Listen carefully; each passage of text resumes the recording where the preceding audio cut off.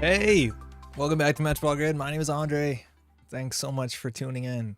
I had a really clever intro and then I forgot what it was.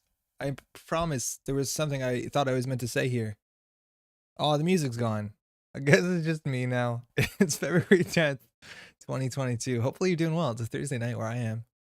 Ixern, hey, hello. How you doing? How's your week been? We got an evening of Netrunner. There's really no surprises here. Thanks for the raid, Desengard, by the way. I think that just came in, huh? How you doing? Good afternoon, lovelies. Giles, good afternoon to you as well. How's Friday looking? It's really cool that you guys can see into the future a wee bit. How have I been? We just finished a game of Final Girl, which has been like a thing we've been playing so far, and it's been really fun. It's been really quite fun. We had the game does such a good job at replicating or creating the sort of stories you'd expect in like a slasher film. Let's just give you an idea how things started. It was we were in a neighborhood. It was a suburban setting. It was a block party. Everyone's out in the middle of the intersection, and Dr. Fright is on the loose, right? That's a problem. There's a lot of victims. You got to save them. And so we have an event, and the event says that officer cop or whatever is showing up, and he's down the street. And so basically every turn the cop car is going to come down, and anybody whose space the cop car enters will come with the cop, and then they'll leave if they get to the other side of the street, and they'll be rescued. Cop car's coming on its way. Maddie and I are thinking, this is sick, we'll be fine. And then suddenly we pull an event card. It starts raining, and the block party totally breaks apart. Everyone goes home, and an absolute nightmare. Just so cool how it can generate these like really organic stories. Mela, one of the intro songs is phenomenal. Forget which one. Okay, let me tell you the ones that they're options. Possible Light by Ziv Moran. I'm assuming that when I hit go backwards, it actually rewinds properly. Dusty Waves by, I'm assuming it's Yel and Ella. And then it was backed up by Swanky. I think those are the three options. How's it going? Awkward intro for the win. Yo, Thanos. How's it going? Confidence is important. Steve Ads, how you doing? Extended my week. Okay, pretty solid. You? It's been pretty good actually. Yeah, it's been quite okay. Friday is favorable, nice and cool. Not looking forward to 37 degrees on Sunday. Whoa, that's hot. It is raining here, so it means it's not below zero. This is the interesting banter. That's pretty exciting about this channel. Talk about the weather. Tonight we got a deck list of the week, and then from there we're going to kind of riff on the theme because it plays with a card that we really haven't seen a lot of. There's also some news to go through. We see another new card. We actually have a card spoiler that came out a couple days ago, if I'm not mistaken. Maybe on the weekend. That feels about right. So that's pretty exciting. It's a weird card to evaluate. I don't know if you've all seen it. 37 being hot is so funny. Someone who is raised on freedom degrees. Freedom degrees are like, it seems like a system that is indefensible. Just like straight up nonsense. And I hope everyone knows it. This does bother me, this whole Fahrenheit thing. It just, I'm aware a lot of people will watch this participate in that system, but like, the silliest thing. Haven't caught one of these in a long while since it's pretty late in Europe right now, but I hope you're doing okay. See you in the VOD. Yo, Mela, take care of yourself. Sorry that it's so late. Get some sleep if you can, obviously. It's probably like 2 in the morning, maybe sometimes, even later too. So enjoy the VOD. Okay, I think we're just gonna dive right into it. This is Saraswati Mnemonics. This is by Mr. I'm assuming Pele, like the famous Pele is with a single L. So I don't know how to say that, but let's talk about this deck because this is not an ID I play a lot, and it's an ID a lot of people actually really adore. I think I'm a minority on this one. See how it goes.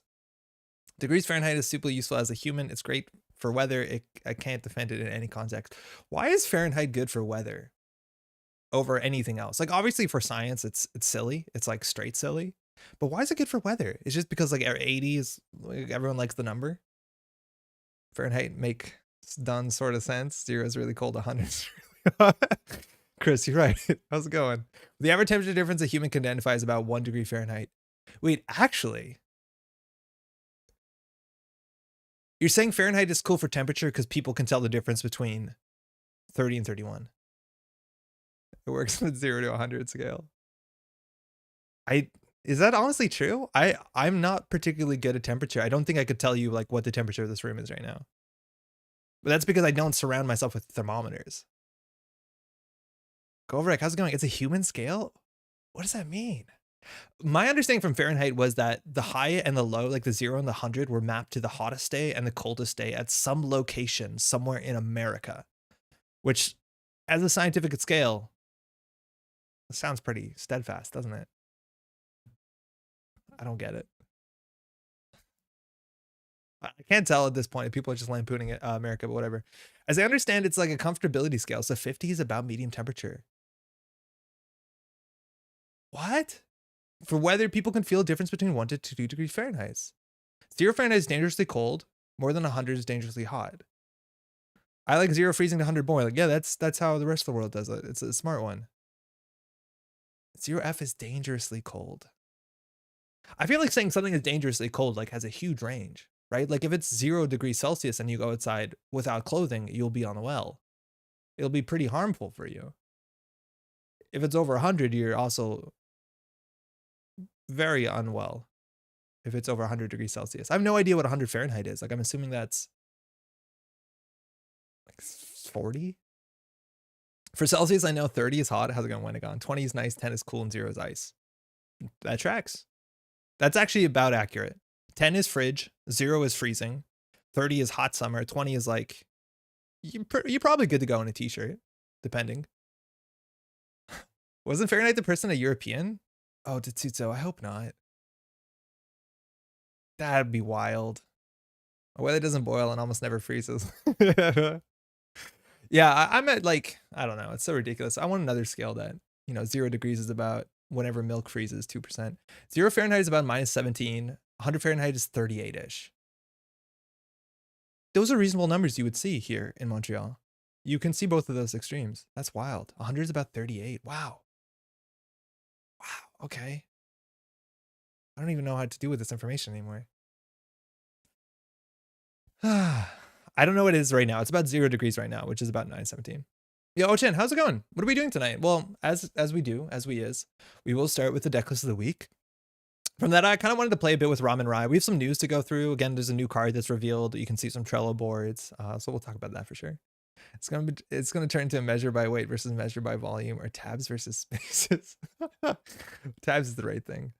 Deirdre, so Fahrenheit, or however it's spelled, 100 was based on the temperature that his wife was at when he was defining it. She was feverish, so 100 is a little sick. Wait, actually, this is a person? I thought it was a location. Fahrenheit scale is based off of how warm a person was. 100 being my wife is very unwell. Diogene, Argus Crackdown is a great card. It's seldom used. It is very seldom used, and there's a lot of reasons why it's very seldom used. It is clumsy. It is influence expensive. It is not a win condition inherently. A price deck is a card, but I'm excited to play it. Macaroni, how's it going? Hey, Andre, how you doing? Welcome. But we'll talk about it. Lunilla ramen? You mean this stream's gonna be about noodles? I was really close to naming it ramen like noodles. It's named ramen because Raman Rai is a card, which is a really fun card that we barely even see. I don't even know how Jinteki does it, but I did want to spell ramen with an E because then people might not get the joke, and by joke I mean writing a similar word, ha ha ha. And I thought people might think I'm really ignorant, so I didn't do it. I wish I did to some extent. I wish a braver version of me did. Raman Rai is wild, and it's so let's explain what this deck is doing. This deck says, what if currents were still a thing? And now if you remember back in the day, actually, how many of y'all don't know what currents are? Because that's kind of cool. Currents were a subtype of card. I guess they technically still are. There are currents that are within the rotation, but they are banned currently. Sounds like Apocrypha. Ramen are good. No worries, Andre. I had the courage to make a joke for you. I appreciate you. It gets me a chance to talk about it in a way that is, I don't feel like I'm celebrating myself, which is important with that joke. You wanted 100 to be the average temperature of a person? What?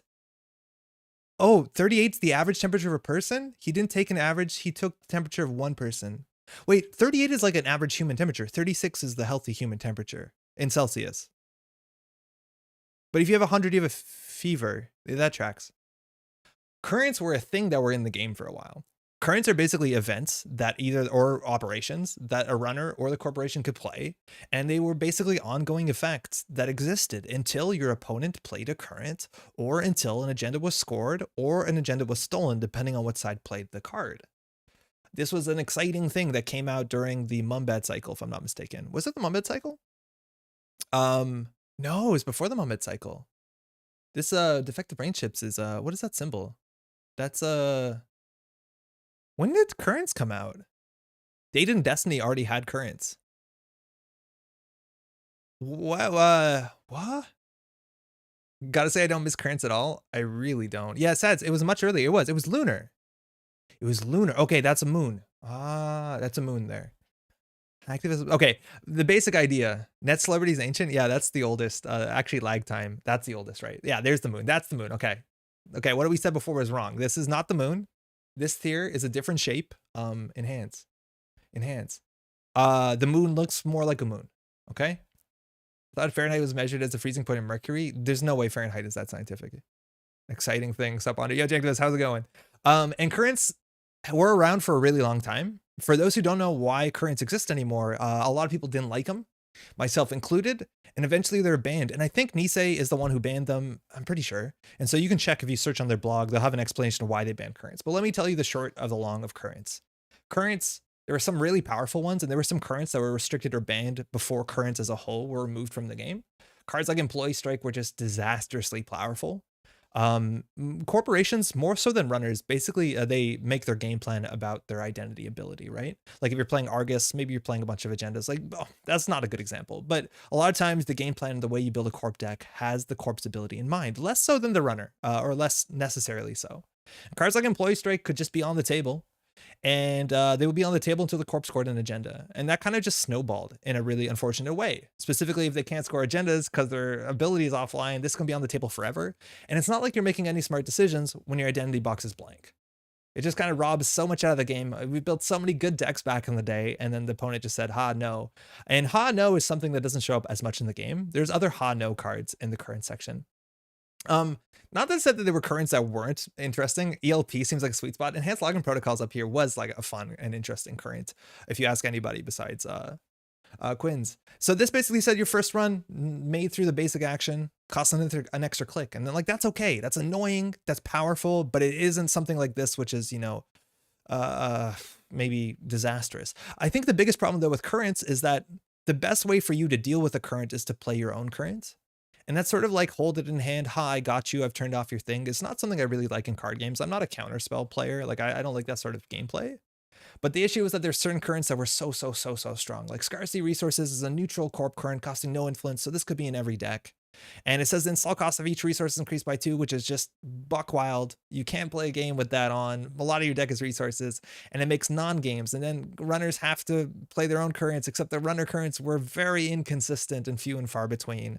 So there were certain factions like Shaper that were just totally hosed because there's no good in-faction currents. And this sort of like, it was just not well distributed. And then it's a hard thing to support because if you don't continue to support currents, then the card pool of currents gets more narrow and then it becomes even more unbalanced. And it just was pretty quite bad. A lot of these currents also were like wildly underpowered. Like the idea, I've never seen anyone in my life playing Rolling Brownout or Scrubbed. This is, don't read that card. System Seizure, like System Outage, like nobody played these. Actually, System Outage saw like niche combo play. But it was just kind of a mess of a system. And these have just been banned out of the game. Why we got here is because we're trying to relive that idea. It is worth knowing, though, for what currents were, Nisei reimagined them as lockdowns. And the idea is it's a powerful ability, but it has a much more limited window just for the next turn you played it. So something like, specifically, we're going to be looking at Argus Crackdown today is a cool card. And if that was a current, it would be too strong. So they give a stronger effect, but something with a limited, you know, time. So it is what it is. Ooh, let me catch up in chat. Excuse me. Weaker / more expensive currents could have been fine. I would be okay if the currents were all just generally weaker, but I think there's been so many conversations about how to make currents more palatable. Like maybe all of them have fixed periods of time. Maybe they go away when you score an agenda as a corp or you steal an agenda as a runner, so they don't keep snowballing. Maybe they have weaker effects. Maybe multiple currents can be in play, but again, they don't last forever. Like there's a lot of options you could do. But unfortunately, for a long time, we were stuck with just like, oh, Scarcity turn 1, haha, steal an agenda or play your own current, or you don't have a game. And that's just not a lot of, there's not a lot of decisions to be made. Fahrenheit was a European dude who lived in the Dutch Republic at the time he made the scale. What? This is, I think as a mechanic, it's fine. I really don't care for it, but I understand some people defend it. Several accounts of how I originally defined a scale exist, but the original paper suggests the lower defining point.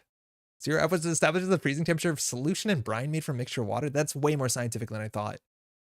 Catherine, currents are cool in theory, but lockdowns are much better designed from a deck building standpoint. The thing is, like, lockdowns haven't been a huge success. Lockdowns honestly like did not see and still do not see substantial play. I think we've seen some pocket currents come up or lockdowns come up in like interesting things. Like next activation command was looked at for a bit. Yobu is abstractly a strong ability, but nobody plays these. And the difference with currents is, or lockdowns is specifically, they're a bit unwieldy. Obviously, they're trashable, but if they trash you for 4, I think you're generally okay. But they're just so much harder to play, and keeping them in hand is pretty difficult. The window's pretty narrow. It also kind of like broadcasts that you're doing something, and a lot of people don't commit to the current as a bluff, which I'm not sure is a good thing to do. Like if you're playing Hyobu, you're generally jamming something in a remote server, so like they kind of know what's up, as opposed to bluffing. Like it's been a mixed bag. I think a lot of times these have been a bit too weak and unwieldy compared to currents, which were too easy and too hard to dispel. So Tarmar did nothing wrong, and I stand by that, Sads. I wish that currents still existed to some extent. I wish the currents that did exist, maybe NBN could be the only current faction, because mind you, NBN has a legal identity that has the word current on it that is basically blank because all the currents are banned. There is NBN Ice that deals with currents that is a useless, it's next to useless because currents are banned. But I wish to some extent that NBN could still have currents, because a lot of their currents, if you allow them, are harmless. Like predictive algorithm could just be a fine card. Targeted marketing just says name a card if they play at gain 10. That could just be a fun thing to have as an NBN thing. Or like service outage is fine. Spend a credit to make the first run. Like none of these are game warpingly bad. And I feel NBN might be like the one faction I could maybe convince myself in terms of the mechanics makes the most sense. Interdiction. Scarcity won Worlds? Yes. Oh, excuse me. Yeah. Scarcity did won Worlds. The way that Scarcity won Worlds was actually like really frustrating too.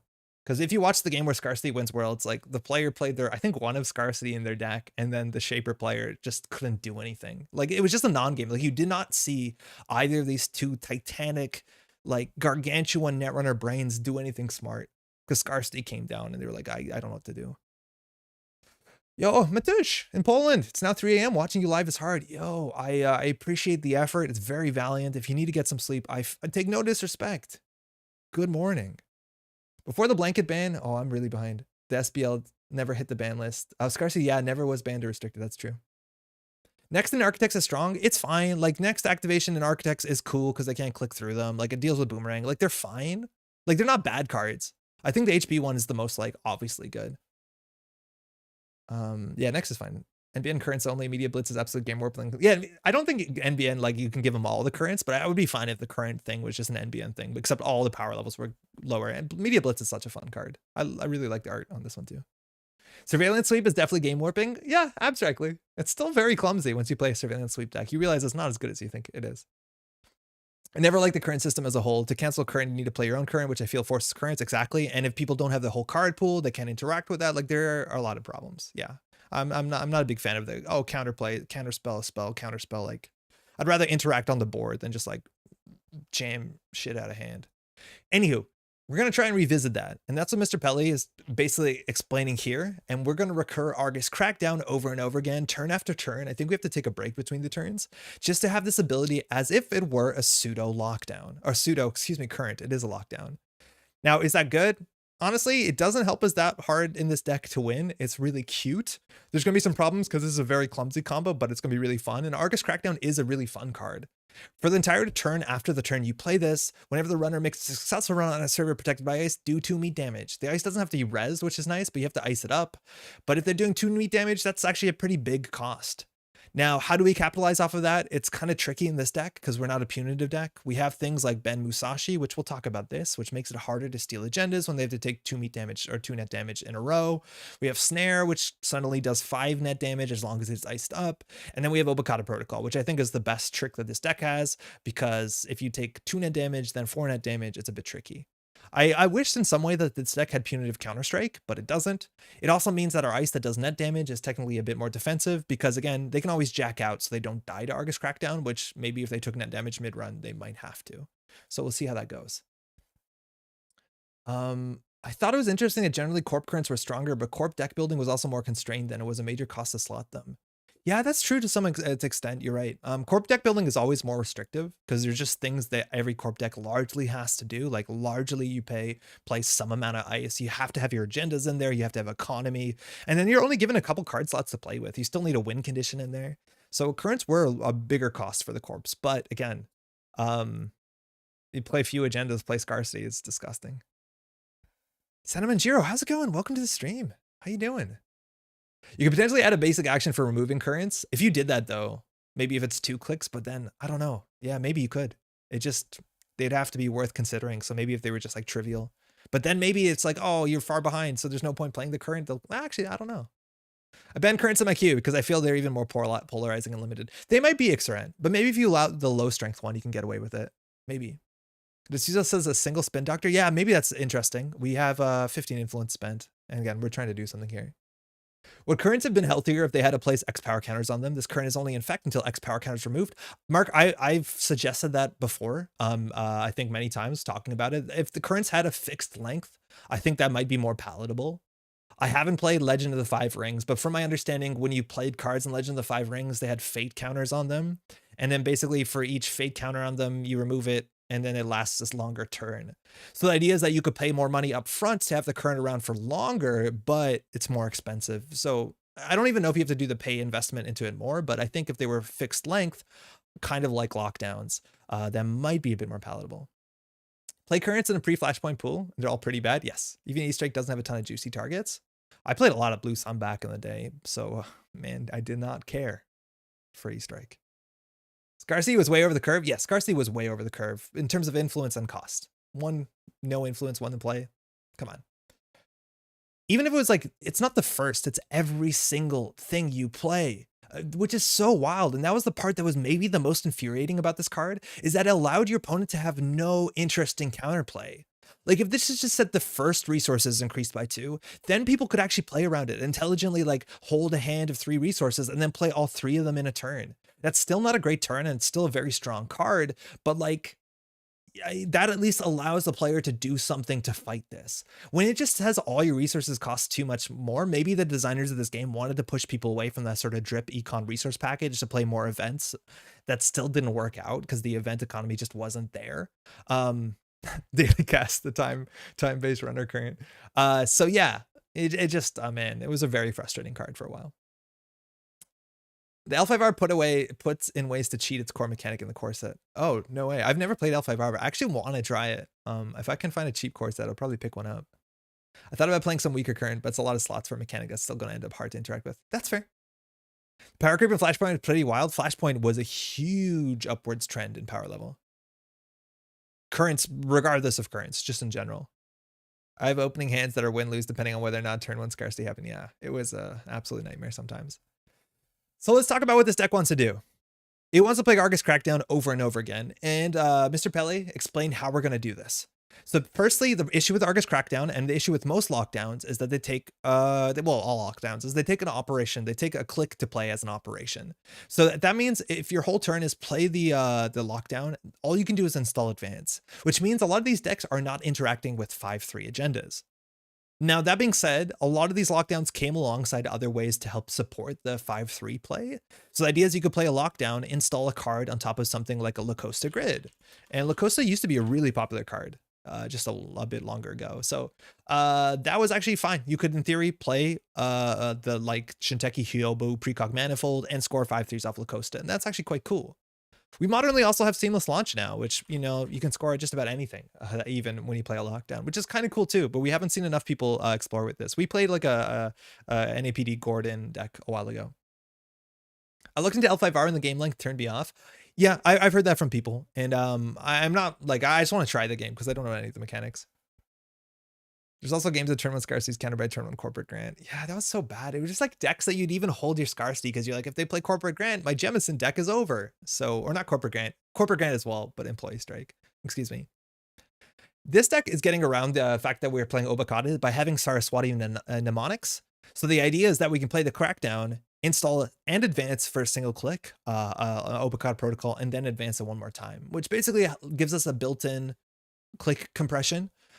People are very fast to talk about click compression when it comes to Saraswati, and that's true.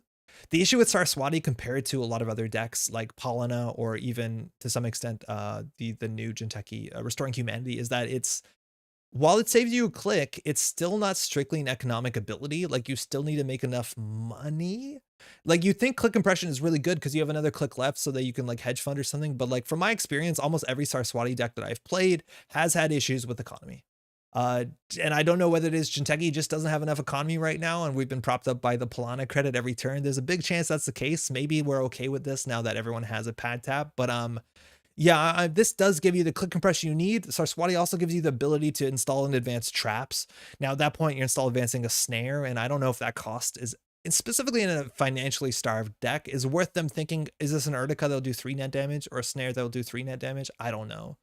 I've never liked Saraswati. I found it always to be way more clumsy, specifically because you also can't res the card. It means that you don't really want to Saraswati out NGO fronts. Like, it's just not great for you. So you generally know it's a trap or an agenda, and maybe that's good enough. I'm not a big trap player. At least advanced traps. Yo, Frank, how's it going? How you doing? Che, good morning. Hey, good morning to you as well. Welcome to the stream. So how's the combo work? We play Argus Crackdown. We use our Swati to jam at an agenda, whether it's an Obokata, which is again now 6 net damage, or 4 net 2 meat, 6 damage, or another agenda like a Flower Sermon. Now, what happens is hopefully they don't run, and they don't want to run because, again, Argus Crackdown, as long as we iced up every server, has a real cost associated to it. It's not the end of the world, but it is a real cost. And then we get back our subliminal messaging, and we return it to hand, and we don't play it. Now, us not playing subliminal messaging has a real cost associated to it. And again, economy in this deck seems really few and far between. We have frighteningly few econ cards and very expensive ice. And I think that's called out in the write-up as well. And now we have subliminal messaging in our hand. Now, step 2.1, we're getting a bit convoluted here, but I'm still on board. We have to put subliminal messaging on the top of our deck. Hopefully we have a scored Flower Sermon, which allows us, as a fast action, to put a card on top of our deck.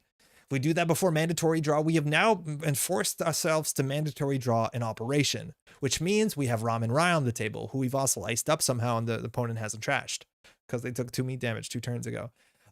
When this triggers, Raman Rai is a really cool card. The idea is that you can lose a click and throw out the operation that you've just drawn, which is subliminal messaging, which we don't care about throwing out because it comes back sometimes, all the time. And then we can go get that lockdown back because a lockdown is also an operation. Raman Rai is actually a really interesting card, and I think probably has some play in other decks and other like archetypes as well. The idea that if you have a deck that's mostly assets and you can have Raman Rai for no influence if you build your deck the correct way, it's a bit harder now without Turtlebacks, which is a really good card to put in your asset deck. That was Jinteki. The idea is that you could throw out any asset to get an asset. Now, you do technically lose a click as if you drew it, but you lose a card as well. But the idea is that if you're making massive on-tempo plays by playing an advanced assembly line every turn, maybe you can do something pretty impressive. I honestly don't know. But the idea is that you can play this lockdown over and over again. Now, again, it's pretty convoluted, but in theory, it's possible. And that's what we're going to try and do, and I'm into it. I don't know if it's just because I've been playing PE forever, but I'm so used to not having enough econ and Jinteki. Yeah, it's kind of a problem. But back in those Jinteki PE trap decks, you'd be okay clicking for credits because your win condition technically still exists. It's harder when you have 3 Anansi, right? And you have to score out 5 threes. Oof. I really hope we get some more IDs that aren't just gain credits on X action. Yeah, to some extent. I'm pretty sure we will. They can just run and not have it to be successful when it breaks your combo, which is awkward when we're on Kakugo, Enigma, and Palisade. Oh, let me think. Evening, Netrunner friends. Yo, Alec, I got your post, by the way. Thank you. It came through. The post system works. They can just run and not have it be successful and it breaks your combo. So the idea is that if they run, but it's not a successful run, subliminal messaging doesn't come back. You're technically right. If they do that, though, who's laughing? I think we're okay with it. At the end of the day, though, like there's a chance we'll just throw out any operation we draw. Like it doesn't have to be this combo. It's just the Raman Rai combo does exist. And Raman Rai is like an okay card. Like you could throw out a snare to get back an NGO front or a Rashida to get the second Raman Rai to get a Rashida. Like it's not the worst card in general. And the trash to res cost ratio at least favors us 1 to 3. But again, we're in a silly territory. And I was okay clicking for credits. I have a clearinghouse or Swati that is about a 67% win rate on JNet. I'm excited to see to improve it. Yo, you gotta play that in person. That stuff's so much more fun in person. I never remember how DBS Ramen interacts. Oh, I forgot about that interaction. I don't know. And I'm not gonna be confident that I can explain how this works, but it'll say if we probably click on any of these cards. Now, the rest of this list, because we got to play this, we've been talking about it for a while, should support it. I've seen in chat some things called out. I'm going to call it the things that I think are a bit suspect and I think are going to haunt us throughout the game. Firstly, our economy is pretty stodgy and we have some very, very massively expensive cards in our list. The average res cost of our ice in our list is about 4 to even maybe 5 credits. Like we're on a Data Loop, which is 7, which is absolutely incredibly expensive. A cool card with Argus Crackdown, that's for sure. Kakugos are really expensive. Palisade is not a card you see that often. It's pretty expensive for an end the run, but it's not bad on remote servers. It's not great. We have Enigma and Thimblerig, which are on the lower end, and a Macrophage. And I'm not a big fan of Macrophage without other support. We have 2 Cyberdeck Sandbox, but if your deck already doesn't have economy, the Macrophages often aren't amazing, because for a lot of decks, that's just trace 1 end the run, they pay 1 credit, you can't afford to boost into it. Now, we do have Sandboxes, but who knows if everything aligns. I'm not a big Macrophage gamer. We'll see if we play against Amakua. That's the best case scenario. Now we have Sadaka and Konjin. Sadaka's an okay card. It lets us deal with resources. I don't think there's certain resources that this deck like straight up loses to, so we'll see if that matters, but it's an okay card. But Konjin is another incredibly expensive card, potentially. You have to res this for 3 and then continue to spend more money. So on average, this card costs you about 4 credits the first time and then just keeps going up, unlike other ice. So it's a bit expensive, but we'll see. It's also a bit, positional. You need to get this resed after other stuff. And then we have 3 Anansi, which is massively expensive, and we definitely can't afford this. It's a good ice though, and it works well with Konjin. And Chrysalis is fine. It's also a trap. It's fine. The other thing I want to say real quick, one Spin Doctor, I think we might have said that's strange. But the other thing is Ben Musashi. I do not like Ben Musashi. I honestly see so few instances where Ben Musashi is the right card for just about any deck, just because Ben Musashi is worded in a way that's so forgiving for the corp, or for the runner, excuse me, right? Like what Ben Musashi does is you have to res Ben Musashi, and then each time the runner accesses an agenda from the server, they have to suffer 2 additional net damage as a cost in order to steal the agenda.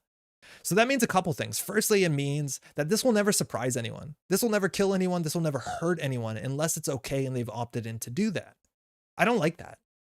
You can compare this card very closely to other cards like Hokusai Grid in Faction, which costs 1 more to trash but 1 more to res, that always does net damage, regardless if there's an agenda in that server or being accessed, and regardless if the runner wants to take the net damage. And it's really hard to take Ben Musashi over something that's always going to guarantee 1 damage. I'm aware that 2 is bigger than 1, but if we're trying to like get them with Obokata Protocol, like they can't steal the agenda anyways, usually. So I don't know.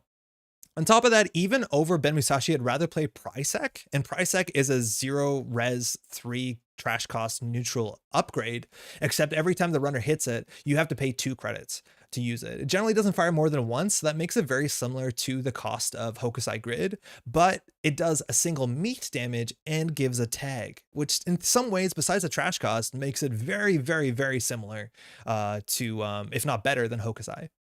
So I like both those cards better than this, because this card just allows the runner to basically say, no thanks, I'm not going to take any net damage, I'm not going to die. And 2 net damage is not that much bigger of a deal than a single meat damage or net damage from any of the other options. It's just, this card gives the runner choices, and I don't like that. Ben is a bit better on Centrals. Ben is not better on Centrals, because there's a huge chance Ben does nothing on Centrals. If they run HQ and you res the Ben Musashi and they access your hedge fund from hand, it does nothing, right? I would only put this on a remote. I'd like to have Hokusai or Prisek on any other server over Ben Musashi. No way. No way not. Yes way. I mean, he spent 2 clicks every single turn to keep Argus Crackdown active. I think the runner can spend 1 click. No, Rikatha, yeah, it's definitely a bit convoluted, but I'm excited to see it. I don't think it's like a very efficient engine. It technically works, which is kind of cool. DBS plus Ramen, you get to have your cake and eat it too. You can swap a card with DBS card and bottom it from archives. Get out. Ben also doesn't fight Stargate and Hokusai. Oh yeah, that's true too. If they're not actually accessing an agenda, right? Like Hokusai is really good specifically because it says when the run is successful, take a damage. So unfortunately, things like Prisek have to be accessed, and Ben Musashi, they have to be accessing an agenda. So Hokusai is much more flexible against things like Stargate, or even runs which don't intend to access cards like Diversion of Funds, stuff like that.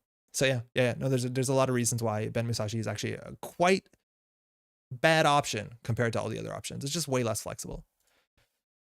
All right, let's get this in. I had a really salty dinner. I feel a bit parched. We have a lot of water though. We will rebuild this.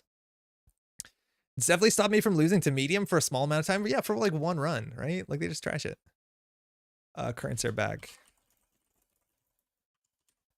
I think out of anything, I'm most scared about the economy of this deck. Go hydrate. I have the jar. We'll get there. I just need we'll queue up first. You could probably double the trash cost of Ben. It would still be bad. Yes. No, I think yeah, I don't know. Yeah. It's weird. Because that's the weird thing about those decks. It's like, are you taxing on cards or credits? So if you just make the credits higher, like sometimes it has no impact on the game because those decks don't tax credits that well, but we have ice, so We'll be fine. Cheers.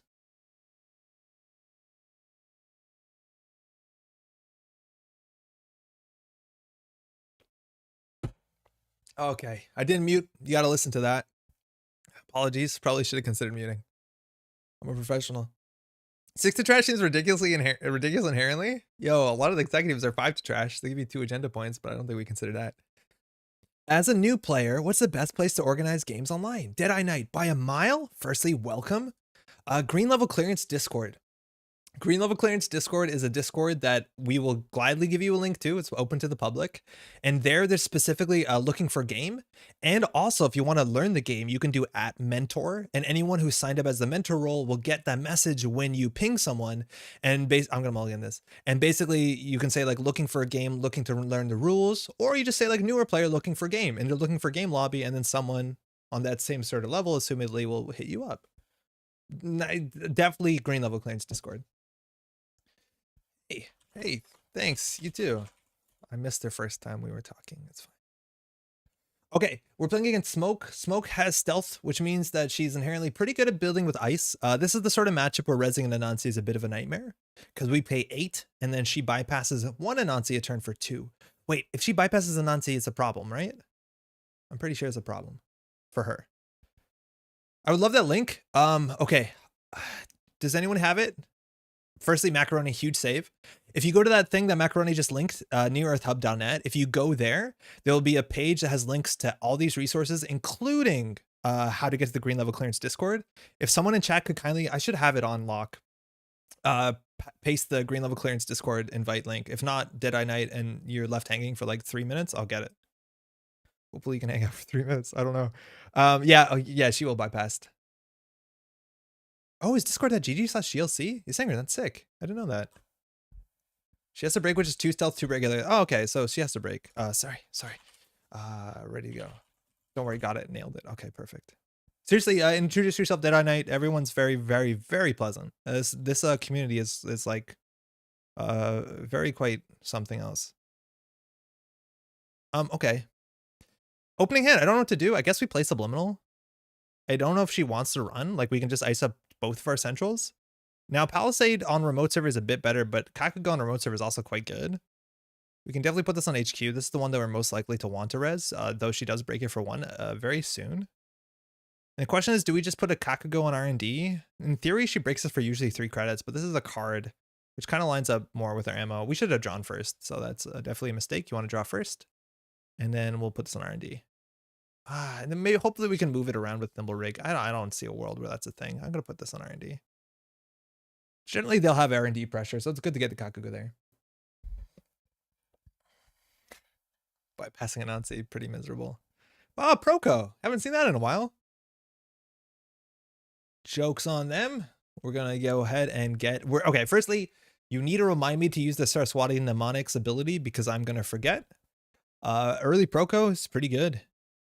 Especially because that getting Proco into Creative Commission. That actually makes this card a lot easier to play, so you're not like in a hole for a couple turns. All right, Chrysalis doesn't end the run. I think we could consider jamming out a Palisade. They have 4 cards. They would need to get in. I feel like we could honestly do Palisade. Oh, yeah, we will do this. We could consider doing Palisade, Argus Crackdown, and Flower Sermon Advance with mnemonics. I'm going to try this. Oh, forgot. Again, our money, we will be financially destitute. Oh, on way playing bad IDs, I see. Yes, there's a Decklist Louis. We have a Sadaka, so that Proco could be fun. Yeah, that's true. And they're very unlikely to run an AI breaker. Like, they're not going to be on Ngolo, so the Sadaka is probably going to connect. But I think we're going to hit, if anything, not the Proco. We'll probably try and hit a loaded... That's actually really bad for them. But we're probably going to hit a loaded... what's it called? Netmarker.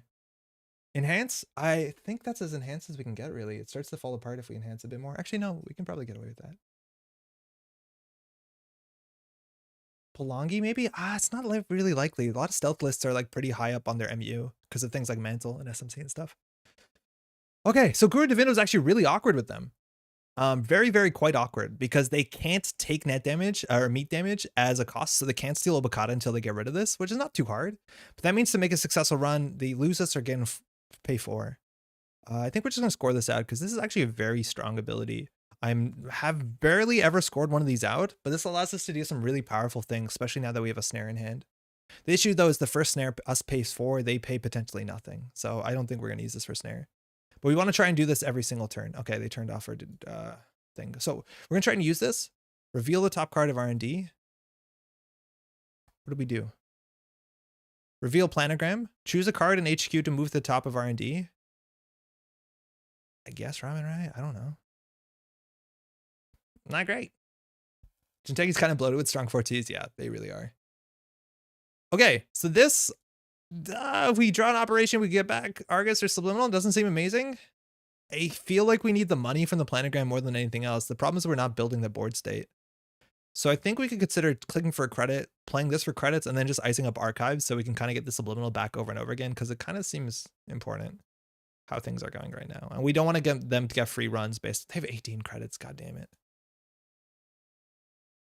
Our money is going to be really quite bad. But if we draw an Obokata, we can jam it out. And as long as we don't do any damage to them, they cannot steal it unless they like Aesop's Pawn Shop this or what's that one influence Anarch card that trashes a resource that no one's ever played. There's an SMC, okay, so they're alive and well. They might consider face checking. 24 credits, okay, so the one spin doctor is actually kind of nice.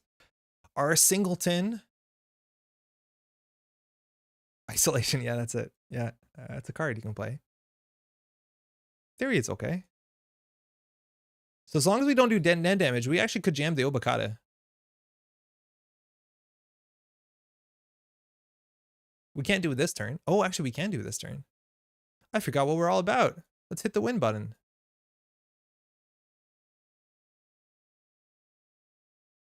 Haha. So we just have to not do damage. Which means if they hit the snare, oh, that's an after image from hand. If we res this, we go down to 4 credits. If we score this out, we go down to 1 credit. I feel like financially at this point, we cannot. And so this says whenever prevents at least 1 net damage or meat damage, trash them unless you pay 4. But they can't prevent damage. They can't take, from my understanding, they can't steal this because they're unable to suffer damage. That's from my understanding. So if this looks really silly because we're wrong, it's because somebody taught me wrong as a joke. Which I get that. Looks like Monkey is okay with us. The rulings they cannot trash Guru or take damage. Fantastic. So this is totally safe unless they figure out how to take damage. Ooh, Scrubber. Cool. You don't see that new art a lot. We trained him wrong on purpose.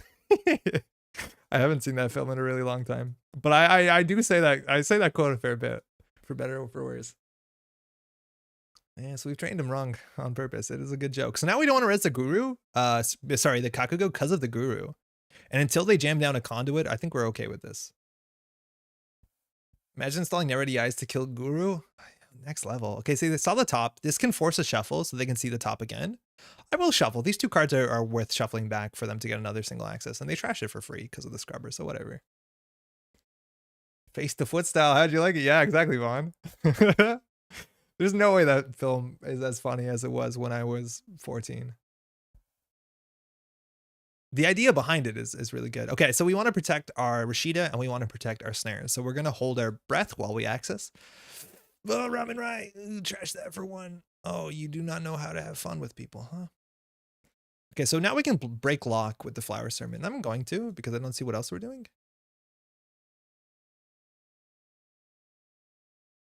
I guess. I don't know. I guess we're drawing it. Are those cards worth shuffling back when all we need to do is draw an Obo to win and playing Crackdown is bad? Oh, you're right. Yeah, it wasn't. I just saw the yellow one. If anything, we should have shuffled 1 card in, the one that draws 3. You're right. We don't want to play the Crackdown. Our deck has been hard countered by Guru Devinder. We literally need to throw the snare out so that there's no way that they can win. Snare on top? No, we don't want to ever do snare on top because snare on top lets them get out of the Guru Devinder hole. All we need to do is draw an Obokata. You are totally right that we goofed it. Like, I'm going to gladly put this in the garbage. Pouch, how's it going? Decklist of the week. We are playing a lockdown deck. I'm kidding. We're trying to draw Obokata Protocol. Nothing in our deck matters anymore. We are trying to win. You can just not pay for snare. Yeah, but then we might as well get rid of it. Because it's a trashable in our hand. But yeah, you're right. I totally forgot its option. Watch it with my son last weekend. It's hit and miss. The best bits are the dumb bits. Cow scene's dated badly. I did rewatch the cow scene because it came up on some perverse YouTube recommendation, and the CGI, you can tell it's not a real cow. Let me just tell you that. And the garbage where the snare belongs. All right, they're gonna apocalypse the heck out of us. Do we ever just res a thimble rig? No, we don't have money. We are gonna res nothing, and we are gonna aggressively flower sermon. Which we actually can do this twice over. Sandbox? Oh shit, we're gonna flood. That's like a problem. It's a psuedo-current deck? Yeah, it's actually pretty poorly matched against what's happening here. Gonna hit it again, I guess? Damn, we're good. Do we Saraswati? Yeah, of course we do. Saraswati every day. I guess money? I'm just worrying how like we're gonna lose. Because there must be a way that we're gonna lose, and I haven't figured it out. I'm gonna get rid of the trashable. Honestly, throwing out the agenda might have been correct. Dan, played my first game Netrunner in months the other day. It holds up. Yeah, so I've heard. What'd you play, in person or online? Ubi, imagine Jinteki without Oboe? Oh, it's gonna happen sooner than later, but I know what you mean. Guru without film critics pretty much untenable. Yeah, I've seen this before. This happened like last week where somebody like, I'm gonna install Guru, and I just don't get it. Like, you know Jinteki's gonna have Obokata, and I really don't know if that safety is worth having someone just slam cards on the table. Like, we've rezzed nothing. Oh, that's so upsetting for them. GG, yeah. Yo, that flower sermon actually was really good. Calendar, what's tonight's deck du jour? We are playing the decks of the week, which is currently a current deck, pun intended, but it honestly did not work out because of our matchup. You saw also how bad our economy was. It's just gonna happen. But we figured out how to win, so that's cool, I guess. Hey, GG. I wrote Peace of Mind in here. I did. Yeah, the Snap Guru has been a punishment for many a runner. I just don't understand it. Like, Guru's the sort of card you play. Hey. Thanks for the game. It's the sort of card, like, to me, doesn't see a lot of play unless your deck specifically cannot struggles with it, where this is a necessary card. And I like how this tech card is actually potentially harmful for you. But like, Guru is the kind of card I would play in a deck where like I need to run all centrals and hit somebody with a Apocalypse, so I don't want to lose it from hand. But putting it in a deck just as a way to like, I don't know, if that's a card that you want to put in the deck, you just can't do it against Obokata is what I'm trying to say. Oh, Imp? Yeah, they could have imped us, that's right. But it is a stealth deck and a lot of their influence is tied up. But yeah, Imp in theory works. Guru is good in a punitive CWP, etc. meta. Yeah, in theory, I guess so. I just don't know if we're in that meta. Theory joined to say you too. Oh, that's very kind. Catch your end. Yeah, Guru with Imp is better. There's ways to deal with it. If you have Pawn Shop as well, it's fine. It's just like, it's not the card that I'm very excited to jam onto the table in almost any matchup, to the point that I wouldn't play it. It's the sort of thing, and like admittedly, this is different against like grind decks where it's a bit harder, but at least the experience generally says that even cards like Caldera, which I think are probably more playable than Guru, even though it's only one influence, they generally don't see play because one of the best things you can do against those decks is actually play better. And I don't want to be the kind of person that says get good as a response to things, but like a lot of times those cards become crutches in which like just changing how you play can get you there instead. Paul, how's it going? Swift game? Yeah, quite was. I guess it was pretty fast, but we got lucky we saw 2 Obos early. Might as well do Caldera is a bit more limited. It's only net damage. Guru is technically all damages, but I guess meat damage is relevant to some extent. But generally, yeah, if it's a grinder deck, it's usually net damage. If you want to really worry about meat damage, technically Citadel Sanctuary is just a more beneficial card in more matchups. Like, it actually does stuff pretty well. But yeah, against the Obokata, it's weird. Guru stops brain? I thought so. Doesn't Guru stop all damage, or is Guru specifically meat or net? Maybe it's just meat or net. Caldera can stop brain damage at a price. Oh, it's only net and meat. Okay. Weird how that is. I never realized that this glow here is in the shape of the Guru Defender himself. The body that we inhabit is fleeting. We of all us can live forever. Well, too long, in fact. Too long, it seems. Yeah, okay, so no brain damage. That's on me. All right, we did not do the current engine. You saw the issue is that they were running consistently, so the Raman Rai engine would not have worked. Could we afford it to iced up Raman Rai? No. What are the differences between the different kinds of damage? So there's 3 kinds of damage, 3.5. Net damage and meat damage are functionally identical in terms of the gameplay mechanics. It's just random cards removed from hand, and if you ever have to take more damage than cards from hand, you die. You're flatlined. It's a win condition for the corp.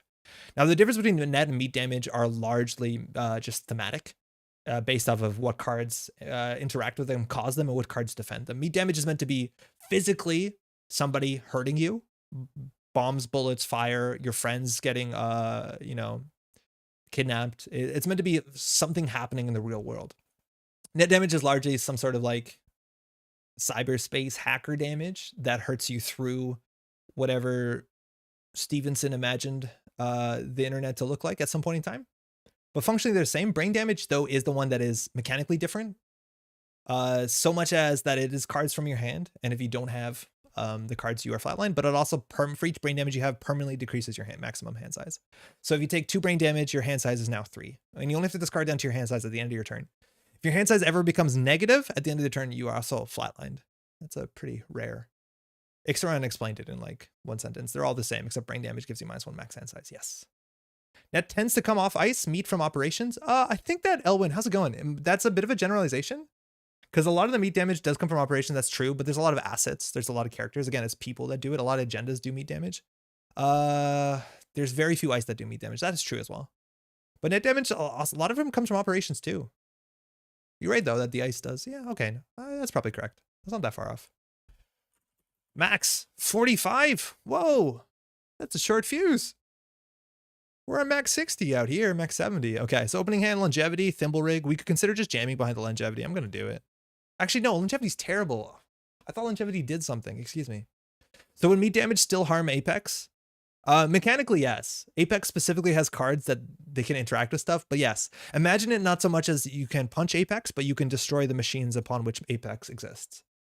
But yeah, mechanically, Apex can still take meat damage. I've never really considered that. Your way was more fun. Yeah, flavor is super important. It really is. Was that a Snow Crash reference there? Yes, it was. It definitely was. Modernly, we'll say how Zuckerberg predicts the meta. I don't want to score this. Did I say? Yeah, I did. I don't want to score this. I forgot. I thought this was an agenda that does something. This is not an agenda that does something. This is a bad agenda. Why did they make this? If the meat damage required to kill a runner depended on their grip size, does that mean a runner gets more jacked as they look for resources? Sort of. And some people have different explanations about that. It's not so much more jacked, but you basically have more places to hide. You have more allies that will back you up. I wouldn't say that they become like physically more intimidating. Not always. Blank 3-2 still 3-2. I know, but this deck doesn't want to score out. You're not wrong. F, we have to hit this button. I don't believe in this button, but we're hitting this button because we are what we are. Credit. Go. Your brain directly interfaces with the net as your consciousness travels in. Net damage is a neural feedback, shocks and attacks against your rig through the net. Brain damage is very similar, but it's actual permanent brain damage rather than just temporary shock damage, I think. I would say that's about accurate. Did they get a breaker? No. Knob Curie? Whoa. Knob Curie? Is this just Virus Max? Are we going to get Virus Maxed? This might just be Virus Max. They have a paperclip. Oh. Score. Wait, we can trash cards? What is this? What an ability. No, thank you, I guess. No, wow, sick.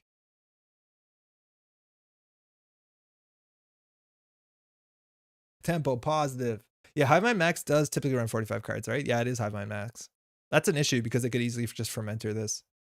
We do have the macrophage, which is good. Can't believe we're at a point where Knob Curie is again surprising. It really is. Oh my god, so much free tempo. What does it mean? Game point, let's go. Bring back tempo negative agendas. That's who I'm with you. Good thing we found one.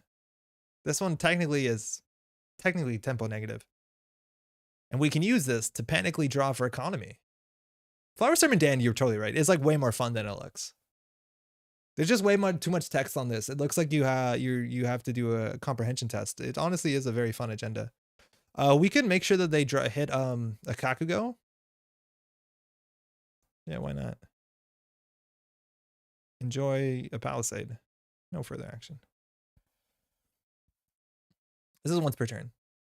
Oh, campfire snare. Oh, Kaku goes all the way down.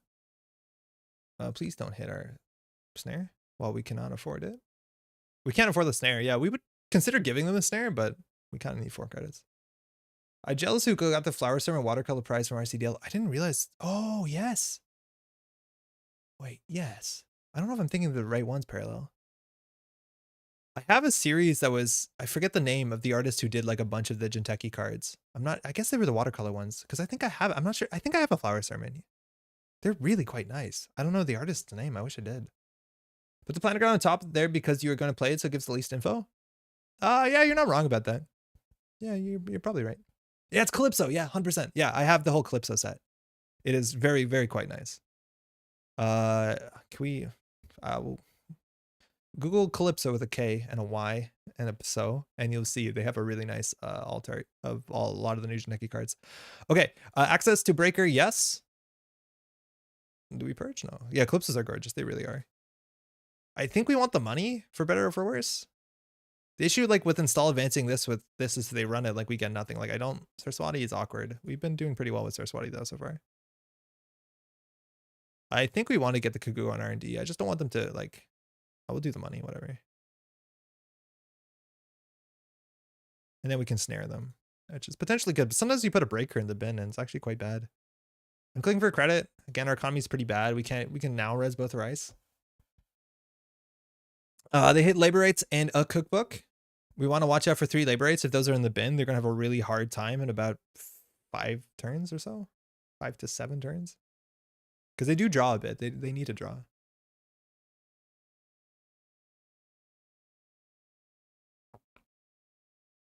This honestly is fine. I think feels bad. But they do take the damage. The issue is it's sometimes bad because they're going to throw out cards anyways, likely, so the net damage is not that relevant, and if it hits a breaker, it's quite bad for us. At least there's actually a chance it doesn't hit a breaker, and then they have to keep the breaker in hand. Oh, they installed the paperclip. Okay. They sometimes want to keep these around anyways because they need a simul chip target, but we're going to throw. We hit a rebirth. Oh, that's a really good hit. Unseen. Oh, we actually should have considered flower sermon there. Can someone link Calypso? Hey, Benjamin. Parallel says, Google with Calypso Netrunner make playing cards. I'll pull it up in a second. Veronica, how's it going? Couldn't sleep. Saw you streaming. It's 3:45. Assuming that's Europe. Hey, I hope I don't keep you up too late. Screens are not good when you need to go to sleep. Oh, that's a thing. But I'm glad you can make it, huh? Welcome. I think you have considered feeding them a snare instead of rezzing. Maybe. I honestly would rather get this up because it's permanent, and us currently paying 4 credits to do 3 net damage, which doesn't really help us win, puts us financially further behind than actually establishing a board. So I don't think it's correct. We should have just used this to put anything back though. Oh, 421, thank you. It's Calypso Kane. In startup, do you think Sure Gamble and Hedge Fund are must takes? In short, yes. You need a very, very, very, very good reason to play them, not to play them. And in startup, the card pool is so small, it's very hard to find cards that are better than that. But in a fuller card, like in standard, where there are more cards, there are some decks that would not consider playing them. Hedge Fund, more so than Sure Gamble. Sure Gamble sees 99% play, while Hedge Fund's like 97%. But largely, yes, to anything. This is a terrible play. Again, we just can't do anything. Like, we can't make plays if we don't have money. I would have linked directly, but didn't think I was allowed to. I honestly don't know if you're allowed to.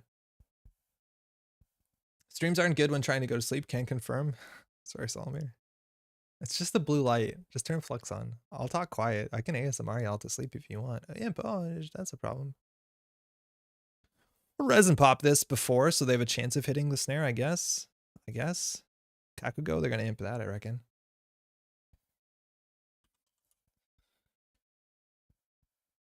Make playing cards loads egregiously slowly. Simul chip. Okay, it's a problem. Let's look at the bin. Single labor rates, 3 cards in hand. Fantastic. Let's hit this button. Honestly, the Chrysalis is actually pretty tight. I guess I said tight. I guess. Okay. What's our play? Can we score behind a thimble rig? Not exactly because of the simul chips. So not really. NPC has some of the worst web dev I've ever seen, Veronica. I'm glad you agree with me. I don't think it's just me. It loads like absolute ass. What are we drawing into? Like, that's the thing I don't understand. Argus Crackdown, honestly, is pretty meaningful in this matchup, but only when they have few cards left. Like, there's a chance if we don't draw and we just hold out to Argus Crackdown, like, it could be quite good. Chrysalis is really interesting in hand because they can't Botulus it, I don't think. No. Hansei. I guess we could draw Hansei. Oh, that's ugly. We have only one Spin Doctor, so if these get imped, like, we've scored our one longevity. What do we have? We have nothing else. You don't have to be embarrassed when you say tight. Kind of was. Tight is hella tight. They lost a Fermenter and a Gamble. Okay. I don't want to reveal an Obokata. Do we have a Palisade? I don't think they aimed a Palisade. They aimed a Palisade. That's honestly okay for us. Labor rates, check. Oh, I should move my face. Hold on. I get frustrated when I rewatch my games and then you don't see. Obokata have to steal it here. They can't react to get an imp. They have to do it before they access. They hit Obokata and they lost a second labor rights. We, in theory, could be open for punitive if we had it in our deck and economy. And they, oh, never mind. Fermenter to 23. Yeah, that seems like a thing. And they're on game point. And so now we are in a really bad spot. I like saying sick. I say sick a lot. Sick. Nato, how's it going? I do say sick a lot. I think we installed a Nunci. We are not ever once going to Resurrect. I'm going to draw once just because I don't want to end with 4 cards in hand. Oh, we have another click left. Credit it is. What's wrong with tight? I'm a boomer. Tight's fine. Rad's good. John has a gun. Rad's good. Ill sounds like, it sounds like you're trying too hard. Illist. Acceptable. Slaps. I say it a bit. I don't know why I say it. I think I just heard other people say it and it tickles me. I don't know where it comes from. Don't know what it makes me sound like. That guy sounds like he slaps. I've been playing quite a bit of startup recently. I've been really enjoying it. Andre, do you stream any startup or is it mostly standard? Also, this is revealing that I don't watch most of your streams. That's fine. I don't expect you to watch everything. We make a lot of content. It's hard. I get it. I don't even watch all my stuff. I used to. So we definitely play startup when the deck list is the weakest startup. We spent an entire month last summer playing only startup, and I have enjoyed it. If there's a startup event, sometimes we'll just like grind startup for like the week before. But I don't specifically play startup, but we should. We should. Specifically around like a new release. Oh, we definitely will play startup. Slaps probably comes from Whiteblade. Nah, I was saying slaps before Whiteblade. Don't make this about Whiteblade. What about beans? Beans is obviously a thing, but beans is like a different. They have access to all but one breaker, but Botulus don't care. I don't know how we win.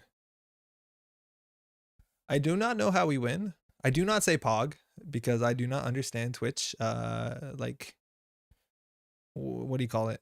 Twitch like culture. It does not make sense to me. I'm gonna draw once tentatively. Okay, we're gonna put this in server 1 again tentatively. And I think we're just gonna hedge fund into subliminal. And again, we're just shit. So stupid. Keep forgetting. I'm always like, we'll play that, but Whiteblade's so young, so many things come before him. Yeah. You subliminal first? Yeah, I figured it out.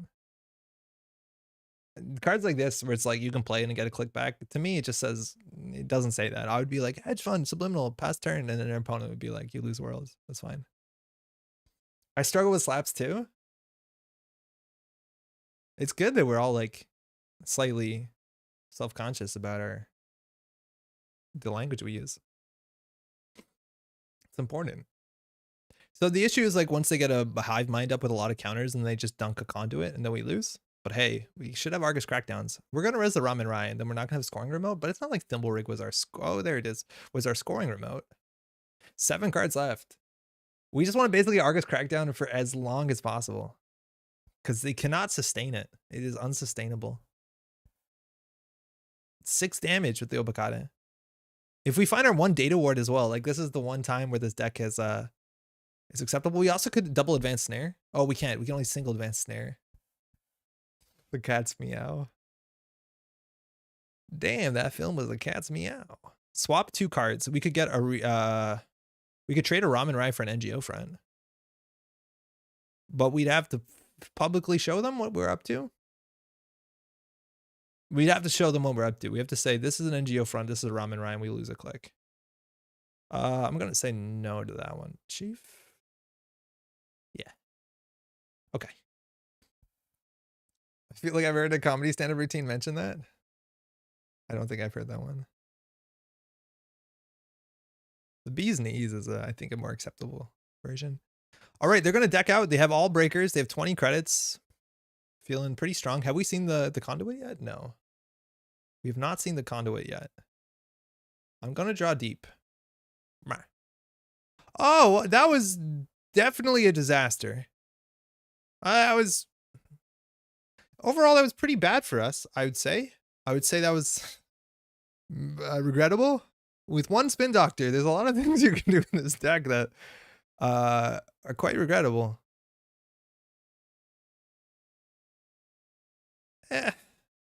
Oh boy, I should have iced R&D first. It looks less suspicious. The Mutt's nuts, that's awful. I don't want to, I'm not participating in that one. The dog's bollocks. The cat's pajamas. I do like the cat's pajamas. How do you spell pajamas? Is that actually like a... Sorry, I might be calling you out. Did you spell it wrong? Because that's how I would imagine it, but I know the Y shows up in there. Why are we putting macro R&D? Because the win is in hand.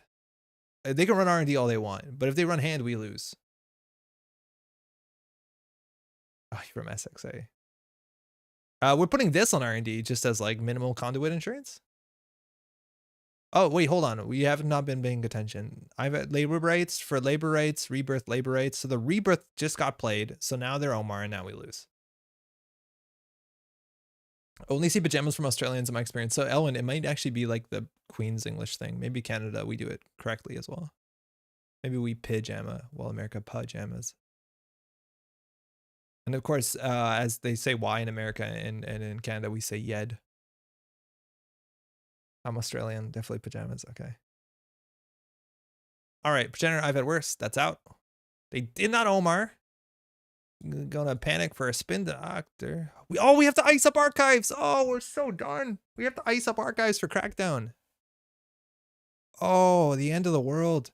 Like, this is what the deck could do and probably should do. Is like, it is so good to have multiple options for Raman Rai. Like, if we had a sprint and that we could have pulled with Raman Rai over and over again, like, sick out of 10 Raman Rai. But the fact that the only thing we can like can Raman Rai is basically like, do you want? Like, there's no options. Like, I would love to pull a sprint here. I have to move something? Okay.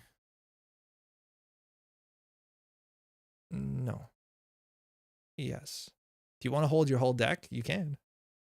Okay, firstly, we found the Spin Doctor, but we did not find ice.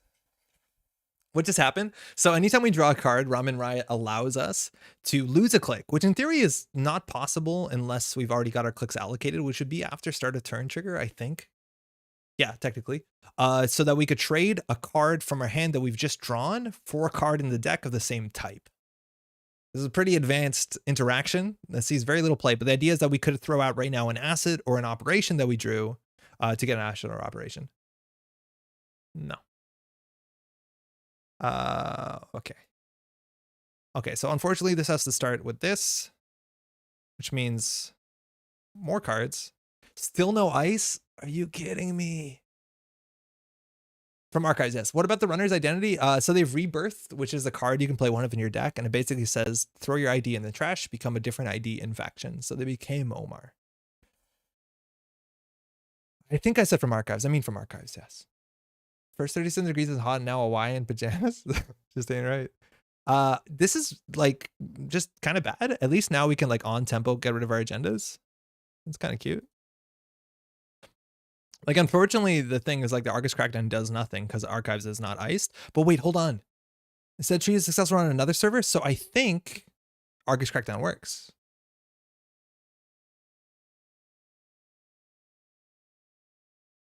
I think Argus Crackdown might still work with Omar. That sounds nasty. It's a very, very strong card. Unfortunately, the problem with Rebirth is that just about every Anarch always picks the one option 90% of the time, which makes it a bit less fun and flashy. So it's just kind of an inevitability in a lot of Anarch decks, specifically Anarch decks that have an ability that loses value over time. Like if you run out of a deck, there's no point to be maxed anymore, right? Or like if you're Valencia, you start with a bad publicity, but then your text box is blank, so why not rebirth into something? I know they've heard Cat's Pajamas the first time.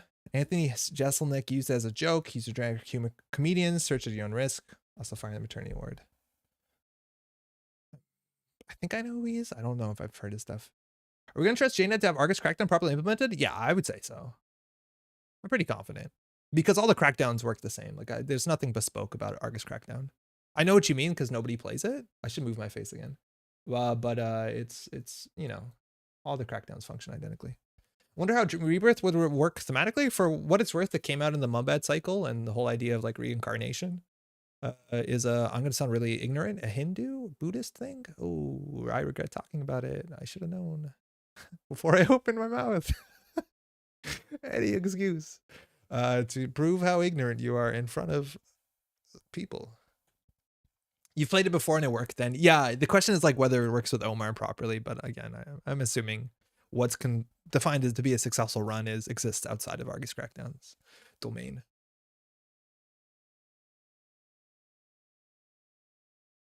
Trash the simulchip. Okay, because they want to get the simulchips back. Undo. Okay. I would have sworn Rebirth was a smoke card from Flashpoint. No. No, it's Mumbad. Yeah, Flashpoint is different.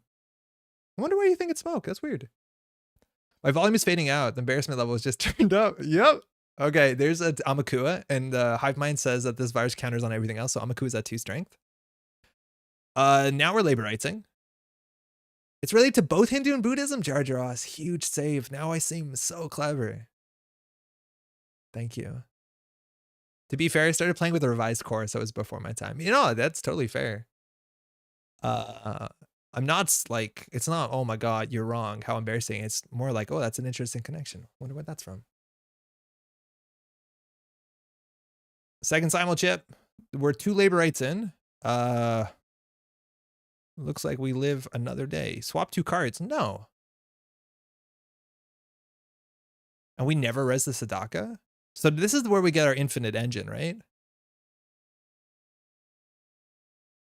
The issue though is that they're on game point. So we have to like work to build a server. Yeah. And unfortunately, as we added subliminal messaging to hand, we didn't draw. And because we didn't draw, Raman Rai won't trigger. Because Raman Rai cares about drawing. So your mileage may vary. Now we have to draw an operation because we don't have flower sermons. The whole combo fell apart. We're just going to wait them out a bit, see what they do. I don't know. Hooray for my Catholic education, forcing me to take comparative religions in high school. Jar Jar, you and me too. Both of us. It's been a bit long ago. I think honestly, like so I went to Catholic elementary and Catholic high school. My family wasn't particularly Catholic, but like Catholic school in Ontario is basically public school. Like anyone can enter it. It's publicly funded. It's kind of weird.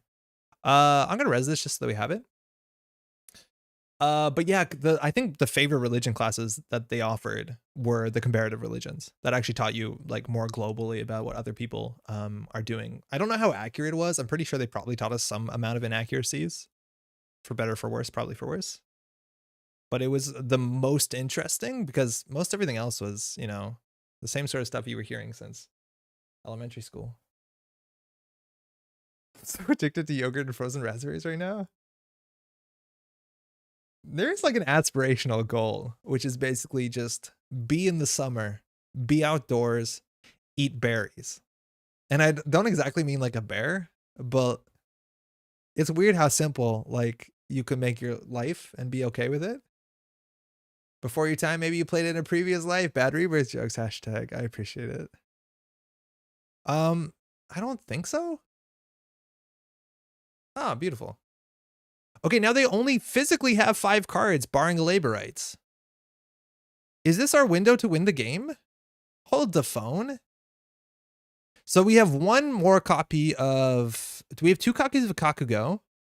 1 copy of Kakugo and 1 copy of Data Ward. But there is a chance that the right play is to play an Argus Crackdown and jam an Obokata Protocol on the table, because then they will need 6 cards in hand. They only have 5 cards in hand. Now that means if they play labor rights, they technically don't get a card advantage. So like the exact appropriate line for them would be... Hold on. Okay, because now we're like way deep into the Iocane powder. So one line we could do is get all that done. They would need 6 cards. So if they labor rights, they're down a card, but they redraw a card. So they'd be at 4, where they have to draw this card first somewhat. So then they'd be at 5 cards. They would throw a card out. They'd be at 5 cards in hand, 2 in deck. So if they do draw, labor rights, draw, they could run the remote server. That's a problem. How do you score the Obokata using Saraswati? No, so you can do it. We can do it. Now that means maybe the right play is play Argus Crackdown and then install the snare. But that doesn't work because we need a 3-pointer, and installing the snare, advancing it, you can't advance it again. The fellow who showed us around the mosque was a bit arrogant. The fellow who showed us around the mosque was really pleasant. The mosque was super cool.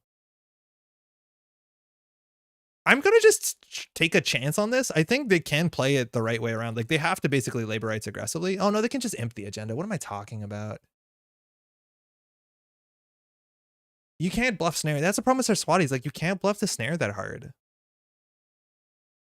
I'm just going to hope that they just beef it really bad. There's no reason for them to run this, but they don't know that we're not on seamless launch.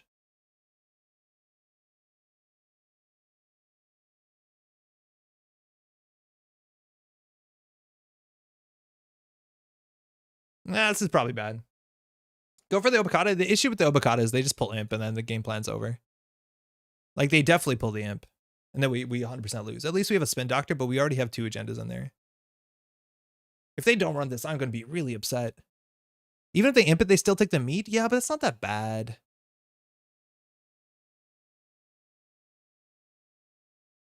I don't know. Maybe we should just hope that they goof the imp line more than they goof this. The issue is like this does not threaten a 3-pointer, so they're not like, they don't have to run this. And we can't tell if it was the wrong thing to do because again, they didn't run. Like that's the thing about Saraswati that's frustrating. Would have won the game? No, not necessarily, because they would have ran if there was a 2 advancement. So I don't think that's technically true. Oh, I forgot we didn't have a Raman Rai on the table. I was like, we could have traded this. Now we basically with Raman Rai's not sticking, we only have 1 more Raman Rai in the deck and we have no more recursion. So we have 1 more current. Most of the religion classes we had were kind of just philosophy classes compared to religions. We're taught by the most religionist teacher in the school. He repeatedly assigned my atheist friend to read the quotes from the Bible about how atheists would be punished. Oh, the textbook was also written by Catholic nun and every guest speaker was horribly misinterpreting things. Yikes. Should we have thimbled? Yeah. I didn't think of it. If we thimbled for the Kakugo, we actually have like a window. No, not really. They'll still just imp it. I don't think we should have thimbled. Like the problem is like we can't beat imp. We just cannot beat imp. So I don't know. I really think we're just cornered. Like we have a huge problem with imp in this deck. It's like no matter how cool your damage is, unless we can get the damage to stick, which would be only Kakugo and only our current, but we have very limited recursion in this deck. Like we pinned all of our recursion horses to the cart that is Raman Rai and a single Jackson, or spin doctor, excuse me, and that's just not going to do it. Konjin's kind of cool. Konjin's actually kind of cool. Because Konjin gets the Kakugo, right? Konjin does net damage off the Kakugo? I don't know. We're just hoping for them to beef it now. But I think we can concede. Either that or like we just continue to jam things in the remote server, but like we would need a Kakugo on this remote server. Like we need them to take some sort of incremental damage. Because the best thing we got going for them is they only have 4 cards left, but the problem is that they have simul chips. Oh, they still have a labor right, so they have more than 4 cards. Single advance Rashida, it's a possibility. If we res the Sadaka, they can always, if they, I guess we still res it. The problem is like this gets trashed. Trashing the cookbook is okay. We'll res it. If they like use the simul chip on this, whatever. Need to make the misplay somehow. I don't think they will. Like we saw that on a single advance card, they don't run it. So like the only thing that we could consider that play is a double advance, is like a something we actually can score out. Because once we're on 6 points, then it actually becomes interesting. This might eat the cookbook, but yeah, I don't know. At least it allows it so they don't break it. Yeah, fire all. So that's fair. NGO front Obokata, Rashida. Yikes. So they're running R&D or HQ, we don't know. 2 Trentuals in agenda, not a good look. What do we have? A Chrysalis? Nah, it's not great. Yeah, I think we probably just only concede this. We just don't have enough snares. If we had snares in the deck, we'd have a chance. But like, unfortunately, we only have 1 snare. Where is it? It's in the deck. Oh, we have a chance here. If they hit a snare, we have a chance. Snare and HQ, we have a chance. Arrange cards. Okay. I guess we bury the Obokata. We have no more shuffles, so we know we're gonna have 2 Obokatas in hand in just like a second. Rashida, NGO. Done. Yeah. Choose a card in HQ to trash. Yeah, okay. Subliminal. Bye. Why didn't we shuffle? We are not allowed to shuffle. Nothing allows a shuffle. Oh, because of Spin Doctor? Oh, you're right. We could shuffle. Excuse me. We're not shuffling yet. Now they're going to pull the imp out. You see? This is how they deal with the Obokata. Sadaka doesn't force a shuffle. Axis Rashida, no, they're going to trash that. They're not going to imp that.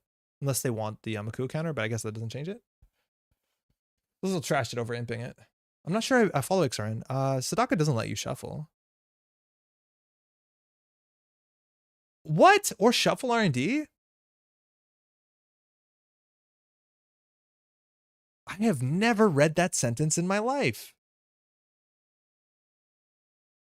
That is fascinating. I had literally no idea that Sadaka was that nuanced. Oh, that's kind of cool. I still don't think we shuffle there because we knew they were not going to hit an agenda and we had Spin Doctor. The prompt was up there and everything. Yeah, you give me too much. You can't expect me to read everything. Okay, the last labor rights is out. I've misread Sadaka a bunch. I would still be misreading Sadaka into 2024 if you didn't say something. Just not a card that shows up enough that you memorize all the text.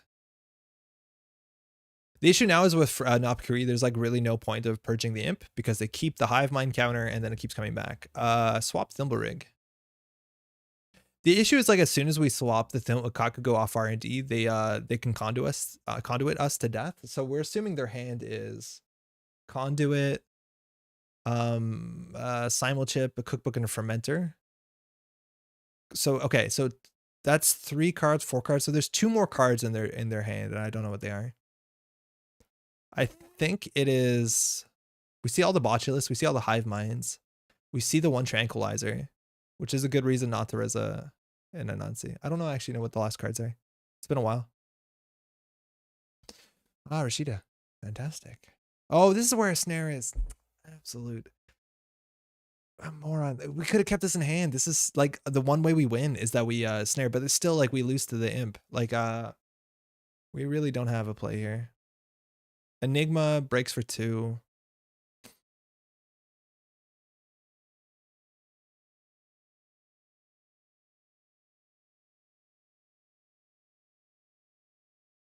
Yeah, no, we have nothing. Labor Rate seems really good. It is quite a good card. It used to be restricted. I don't think it used to be banned.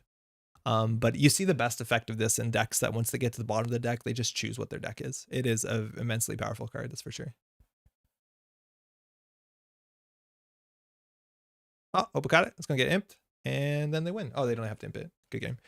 We basically were cornered, and I think we did misplay. I think we needed to keep the snares in hand. I think that was the only option we had. But from that point on, they just imp all the Obokatas. They can't steal it. But that's another big issue with this deck. Is like it doesn't matter at the end of the day if they have imp. Like none of our tricks actually matter if they have imp. Crowdfunding got banned. It's still banned right now, Veronica. Yeah, totally. Okay. Whew. So we kind of saw what the engine is, but again, it's very fiddly. Version 0.1. Like to get Raman Rai to stick, I just wish there was more flexibility with Raman Rai as well. Like, you know, pulling back other operations might be good, but there's not a recursion, not a lot of good ways to score out. It's, you know, it is a bit flimsy. The economy was not great either, but we scored out sometimes if they played Guru Devinder. What I wanted to do for now is like build. Actually, no, there's news. There's news. Hold on, let's talk about the news. Firstly, in reverse order, Nisei tweeted this giveaway time. This was tweeted today. It is 10 hours old. I don't know if you see this. We have 5 playsets of this fan art boomerang illustrated by the talented Atomic Rin, excuse me, for our events at PAX Unplugged. Want one? Follow Project Nisei, retweet this tweet. We'll picked as of February 11th. If you're watching the VOD past February 11th, I apologize. Fix this deck up. The fault is mine. I don't think we're gonna do that. I think we're gonna build a different Raman Rai deck because inherently, like, fix this deck up means like don't exactly do the deck.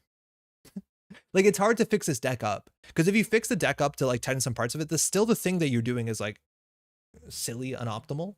And there's nothing wrong with that, but like when I say fix it up, it'll probably just become like, okay, I guess we're not playing Saraswati, and then we're gonna play this, and we just basically build another deck that has something in it. I don't know. I think we might be like, I don't know if it's possible to fix it. You could optimize it a bit, I have no doubt. But I think we're gonna try something else with Raman Rai. Because I think the amount of effort you put into it and the results from it are not gonna be spectacular. Maybe I sound like a dick. Maybe I do. Apologies. If you want to get involved, you just have to do all this sort of stuff. Now I need to grab a fun runner deck so I can play against you. Yeah, we'll do it. This is a boomerang alt art. This is actually really quite nice. I like the styling here at the top. That font and this like 2 credits thing is really good. That's a really nice boomerang. If you want to get these, just hit up Nisei on Twitter. That's fantastic. I don't have any standard runner decks. Oh, you can play startup against standard most of the time, but we're gonna be building standard today because Raman Rai is not in startup. Apology, Veronica. The other thing, and this is really important, Nisei put out an article talking about Trello. I don't know if y'all know what Trello is, but Trello is a tool for team management and for organization. I've used Trello a fair bit, and I think Trello is fantastic. It's free, largely. And so you can see the product section management board of Nisei. And you can kind of see what they're up to and where things are in the different columns: in progress, Borealis, BP art in progress. They don't use a lot of colors here, kind of upsetting. They're not using any images. Okay, fine. They're doing fine.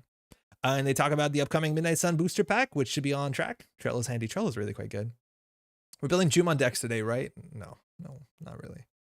I have Cybershop Atom list. That's definitely whack. What's Cybershop mean? This is the Midnight Sun board. So you see where they are standing on certain things. I think this is a snapshot as of the publication date. Art all received. Cool. And then this one's actually really cool if you expand it, because you see basically the names of all the cards from Borealis, or whatever Borealis is now called. And you see like all the Anarch cards, master lists. You see where things are going, artist message, brief sent. Like there's a lot of work. And Trello, how Trello works is each of these things are cards and you can move them from tablet to tablet. It's like having a lot of post-it notes on a digital board. That's cool. I really like when Nisei does their communication, even if the communication isn't, we have much to communicate about, but showing the stuff is really cool. This is the Horizon sets. And so you actually see the names of the code names of the sets that are coming up later. Things like Squid Island and Piggy Bank, which is pretty fun. And Bell Tower is, I think, the one after it. Now, having made it through the ice of production management boards, the eagle-eyed among you might have noticed that in addition to Deep Dive, a second card in the Midnight Sun booster pack has reached art complete status on the art. So in the root of this article, you find your prize for making it through. And this is an art of a card that I'm pretty sure is coming from the booster pack. Yeah, Midnight Sun booster pack. And this is Vladisabrisk grid. Vladisabrisk, I think. We're looking 3 to res. This is a full art too, right? Is this like an alt art, or is this just what the card looks like? 4 trash cost. It is a region upgrade. So you can only have 1 region in a thing. And it says you can advance this upgrade. This makes it the second 0.5 upgrade you can advance. And then once it's rezzed at instant speed, you can use 2 hosted advancement counters to place 2 advancement counters on another card in the same server that can be advanced. Use this ability only once per turn, limit once per region. Great art by Kira. All the booster cards will be full art. Oh yeah, right, because they did that before. But full release, these arts will be framed. Oh, super cool. Thanks, Isengrin. Booster pack is full art. Awesome. That's really cool. So this is a fast advance piece, but in a really interesting way. NBN for a really long time, and now again has a card named Sansan City Grid, which is something you put in a remote server and then you res it when is Sansan one word? Yeah. And you put it in the remote server, and it basically allows you to score agendas fast advance from hand from the remote server on the same turn. You install advance a 3-2 or 3-1 with Sansan City Grid, you score it, and then you're off to the races. And this is a really interesting card because it does something similar, but something's differently. Firstly, it is quite expensive. Sansan's obviously very expensive, but this is not only three to eventually res, and that's the cool thing is you don't have to res this until you get the cost out of it. But like an NGO front, you have to install advance on this card. Now it doesn't have to be resed, which is fantastic. And you'll notice cards like NGO front are very good, not only because if the runner runs an NGO front, you can pop it before and get the money off of it. Now Vladislav doesn't usually work like that, but the cool thing at least is that you've only, spent 2-3 clicks kind of and 2 credits. It's actually pretty expensive to install advance. It's a very costly turn, but at least they ran it and you haven't lost an agenda, which is kind of quite cool. This is the second card. Was it another card? Yeah, Deep Dive was previously announced. We did not see the full art. We sort of saw the art, but yeah, we saw the text at least.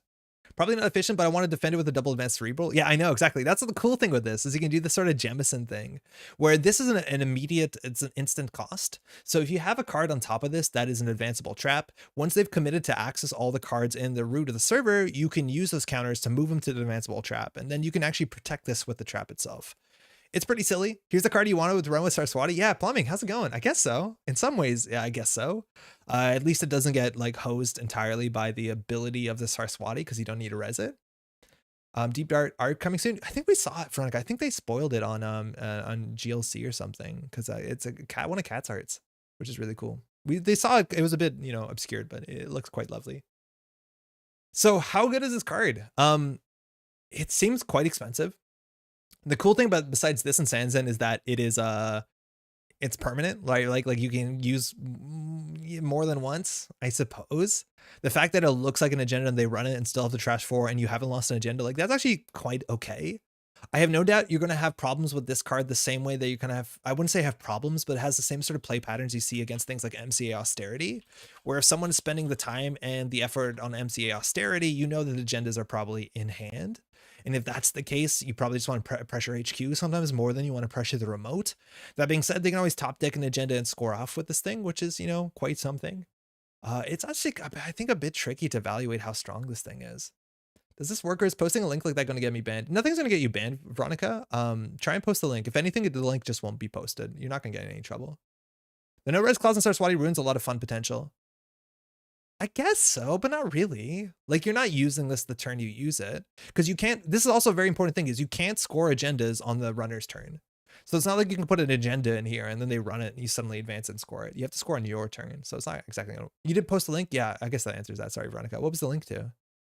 Would you consider IAA in an unprotected server? Probably not. And I think right now if people start playing this, it does open up the space what install advance means. Like, is it NGO front? Is it Vladislav? Vladislav? I think that gets a bit interesting.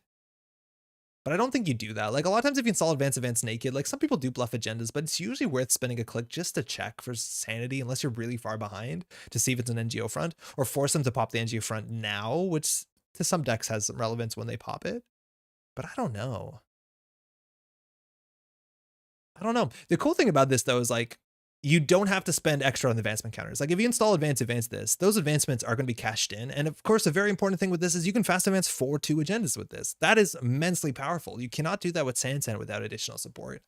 Because on your next turn, you can install a 4-2 agenda, advance it, and then at immediate speed, do the Vladislav ability. DJ influence in the house. How's it going? Until the end of the time, Veronica, there, Discord app, attachments. Uh-oh, we're in here now. Oh, is that the deep dive less crude? Yeah, I guess that's what it says is. Let me just open this up. Thank you. YouTube usually blocks links. Twitch doesn't. What a wild world Twitch is. Okay, so this is the art from Deep Dive. Thank you. This is still a bit obscured. Let me just hide my face. But yeah, you see a diver. The Nisei logo is not going to be on that, assumedly. But that's quite nice. Yeah. Bursk, if you care. I've been saying brisk. Have I been saying brisk? Uh-oh. From my understanding, this is a place in this is a real place in what's it called? I was gonna say Serbia, Siberia, which is what the northeastern unhospitable bit of Russia. There's a bit of lore here at the bottom too. We're pleased to present Vladislav. I see what I've been doing. Grid, a new addition to NBN's arsenal of fast events or trap enabling upgrades. Ooh. Nisei narrative director Anzuke shared the tentative flavor text for the card. Straddling the banks of the great Ob River, the shining metropolis is a refuge for all amongst the ruins of climate destruction. Truly the ruler of Siberia. Nice synergy with Built to Last. Yeah, actually, it's cute in the Built to Last. It's actually tempo positive, or like closer to it. That's actually kind of cool. YouTube has better eyes than Twitch. Winning on S tier? The art or the card? I'm like interested to see what this card does because it's not very obvious how, if it'll see play or if it's good. I'm guessing it's pretty good. Like, it's weird, okay? Because the easiest play, the way to play this in I guess in like a Glacier deck, because you can install advance, and then you put the runner in a pretty bad situation regardless. Like if they run this and trash it, then, and you have an agenda in hand, next turn you have a scoring window, right? Then you just install the damn agenda. The thing is, though, this is better with 4-2s than 5-3 agendas. And a lot of times those decks would play more 5-3 agendas. Right now, NBN doesn't have very strong 4-2 agendas or 4-2 agendas that I'd be excited to play. But that being said, if you score out a remastered edition with this, that means you can actually remastered edition and fast events out some 5-3s. This had some really broken versions. Sangren, are you allowed to talk about that? Oh, the deep dive, right? This S tier. Yeah, it's quite good. The grid is named after 2 cities at its extreme. Oh, cool. That is cool. This is like maybe solid B tier. Yeah, I'm interested to see how this goes. So if you don't know how the booster pack works, is every faction or the main 7 factions are getting 1 card each, right?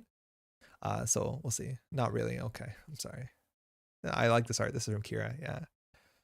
Anywho, I'm excited. This is cool. Just about anyone can play with this. 4 influence is a heck of a lot, but I think there's pretty good reasons to play this in any faction. Whether you want to put traps on there at instant speed, seems a bit dodgy, but you could get away with it.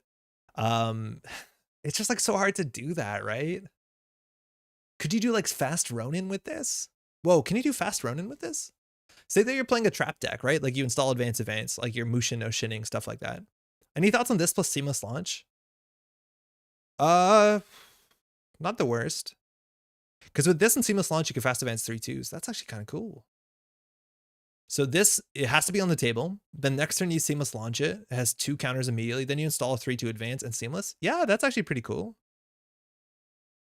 Gil, you think it's Vladivostok and Novosibirsk? That would be my guess too. Out of those, I only knew Vladivostok was a thing.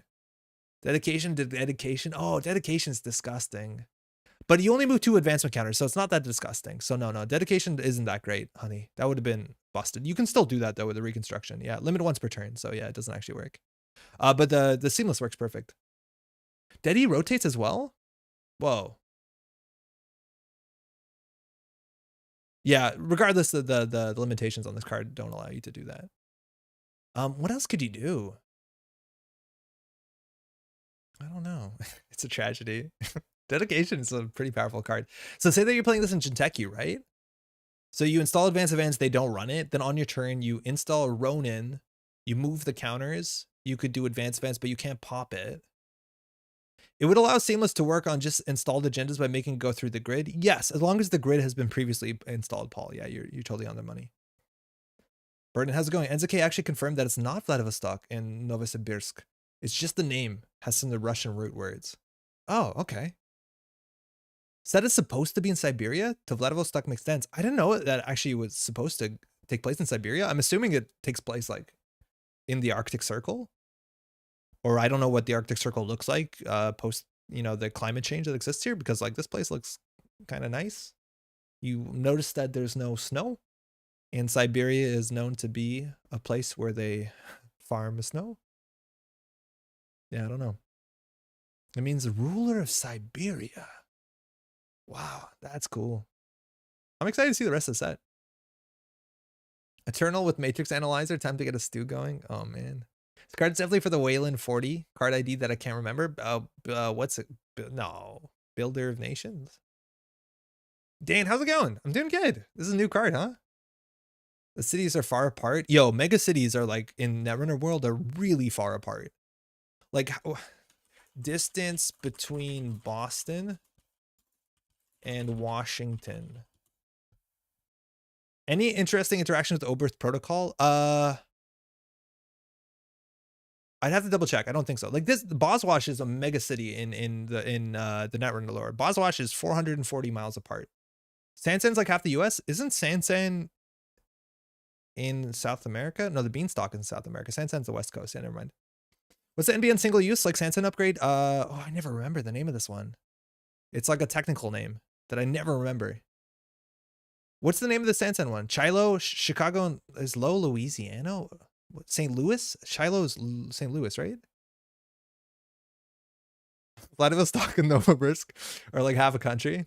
Russia's like a really small country. That doesn't say much. Shiloh's St. Louis. Okay, that makes more sense. Louisiana, state. Oberth protocol. Oberth protocol says, I think says when you advance the card. It doesn't say when you move advancement counters. That being said, it does function a lot with Oberth protocol in terms of like traps. The way that you can like fast advance traps while they committed to access them. And that's like a pretty fun part of it. It's just kind of hard to figure out a deck that wants to run this and advance it and also run traps, but it's like really slow to install double advance this, the next turn double advance it, and then put a trap on it. Like it's kind of difficult. You can go up to the Yukon in summer and find places in Arctic Circle without snow. Oh, I believe that. Calibration, that's it. Thank you. Calibration test. Testing, yes. San to San Fran. Hold on. You can put Oberth advancements on Vlad, I guess. First time you advance a card. Yes. Oh, yeah, that's true. Excuse me. Sorry. I thought you meant, yes, you can advance that thing to get 2 advancements for 1. So in theory, you could fast advance, but you can fast advance anyways with Oberth. So it doesn't seem necessary. Because it's the first time you advance a card. It's very niche gains. The Arctic Circle merely means bears are here. Canada has become the Arctic Circle. This is cool though. It's a really interesting card that generates a lot of discussion. I guess you could FA 4/2s with Oberth and Vlad. Could you? No. Wow. Wait. Well, you can always already, like if you're playing Jemison, you can already fast advance 4/2s with Oberth. So you forfeit an agenda, that puts 2 advancements. Then you install the agenda, and then, well, I don't think so. The first time you advance a card in protecting the server, because then you advance that, and so it's a card, not the first time you advance each card. If it was each card, then yes, you could do a bit nuttier stuff. I think it's a card. I think the first time you advance a card means if you've advanced a card in the server, the trigger has been spent. It's not the first time you advance each card. Yeah, I think each is very important difference here, but I could see why someone would read it differently. It's also pretty good with Luminal Transubstantiation. Score an agenda, prep the fast scoring of 1 or 2 agendas in the same server next turn. Yeah, that's true. That's a cool way to use it. The thing is, like, there's nothing bad you could do with Luminal Transubstantiation. So there's that, I guess. How good would it be in a sports metal deck? Fine. Not bad. Probably not good though. Like, obviously it's not going to be bad, but like sports metal already has access to like audacity and biotic labor, and those just score out of hand. This is a card that you have to put on the table, spend time and money, and ice it up, which is not what the modern like competitive sports metal decks do. So like, I feel like I'd like Sansan in those decks better than this. Because those decks also are not running 4/2s, and that's kind of the beauty of this is 4/2s. Admittedly, you could do a 3/2 and have a click left over, but that doesn't work particularly well. Well, actually, if you score 3/2 and advance this once, next turn you could advance it and score a 3, advance to 3, and there's actually some interesting patterns. There's some interesting patterns that you can actually score like 3/2 turn after turn, if I'm not mistaken. Yeah, it's cool. Arctic is the place where bears are. The Arctic Circle is geographic definition pointing where the trees stop growing. Charger Ross. No, it's all about the bears. What are you talking about? You can also advance ice with it? And no, because it's in the root of the server. That's a distinction that Nisei's made with the change of the rules. So root of the server means everything that's like assets, upgrades, agendas. Ice is installed in front of servers. So it doesn't work, unfortunately. Yeah, you can do 3/2s, which is why single advance is fine. Yes, single advance is actually kind of interesting with this card. Because yeah, you can score 3/2 with a single advance. That's actually pretty cute. That's actually quite cute. Storing 4 advances on this and dumping them to IA Clearinghouse seems good. It's only once per turn. So in theory, you could do it on their turn and then on your turn. But do you have a trigger before start of turn? I guess so. It would be nuts otherwise. No, I really wouldn't. If you could advance ice with this, I don't think it becomes busted.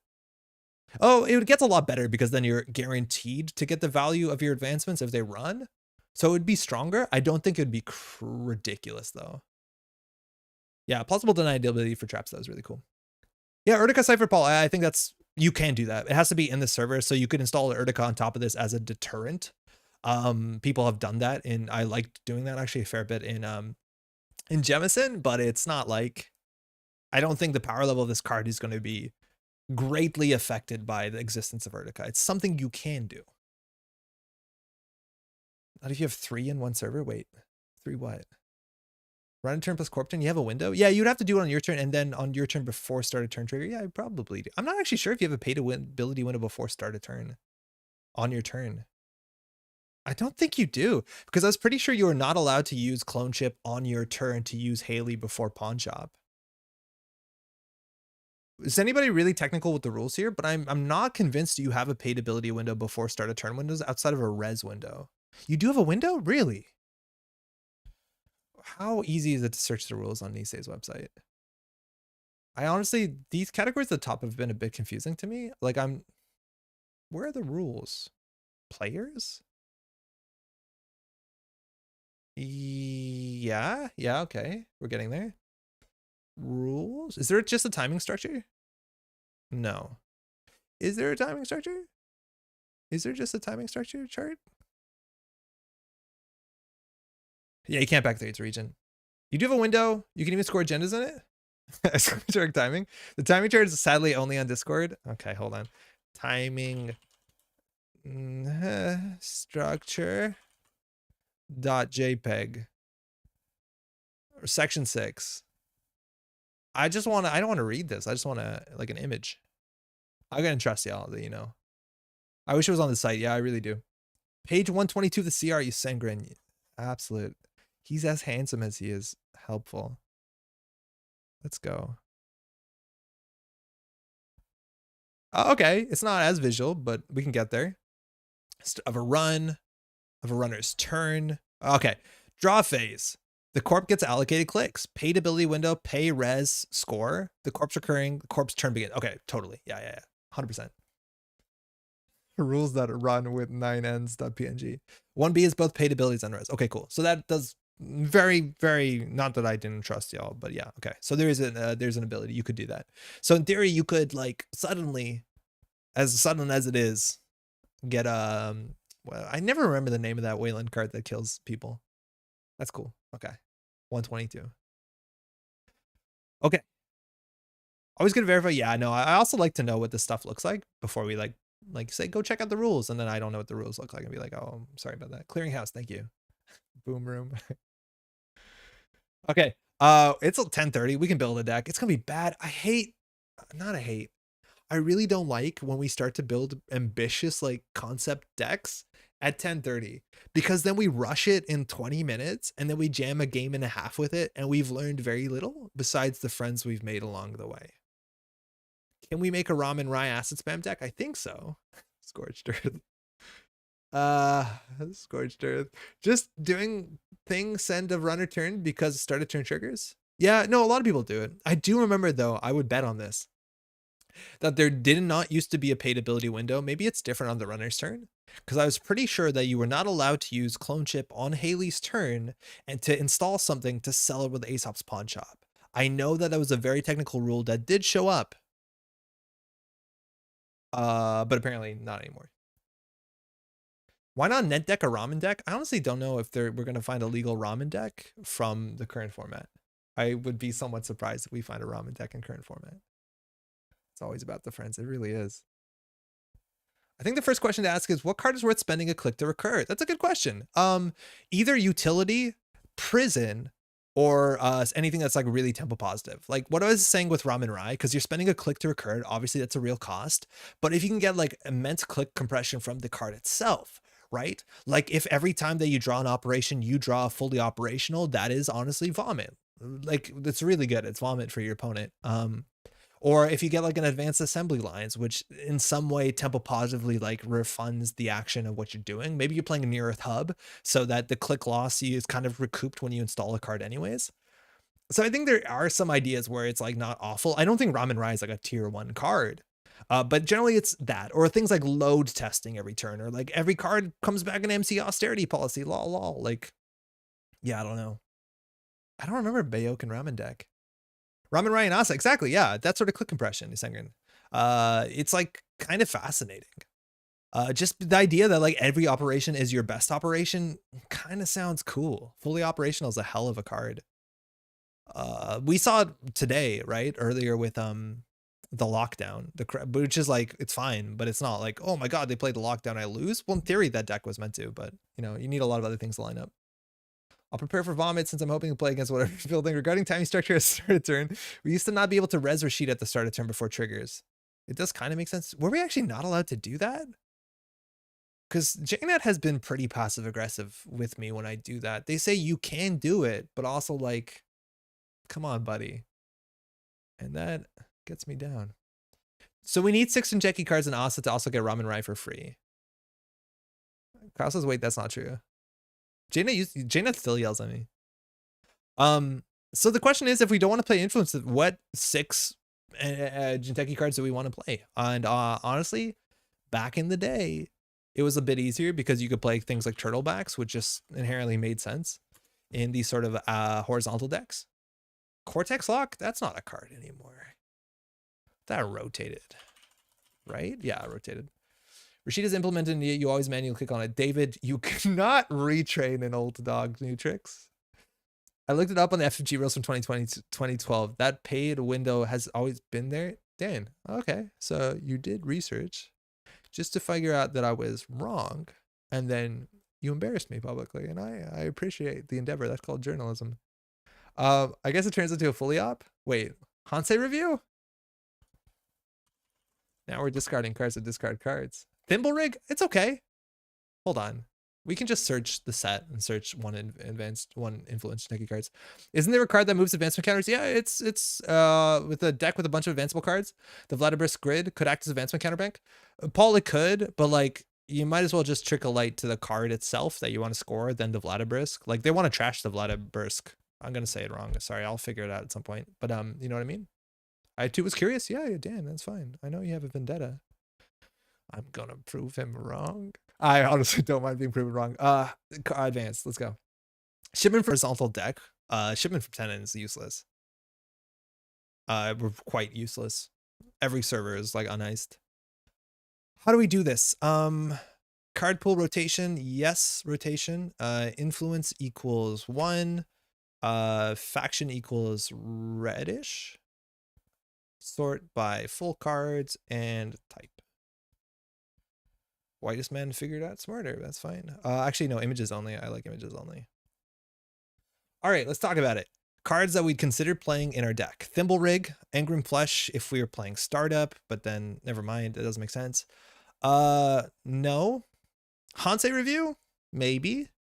End of file. That's honestly really bad. That's actually really quite bad.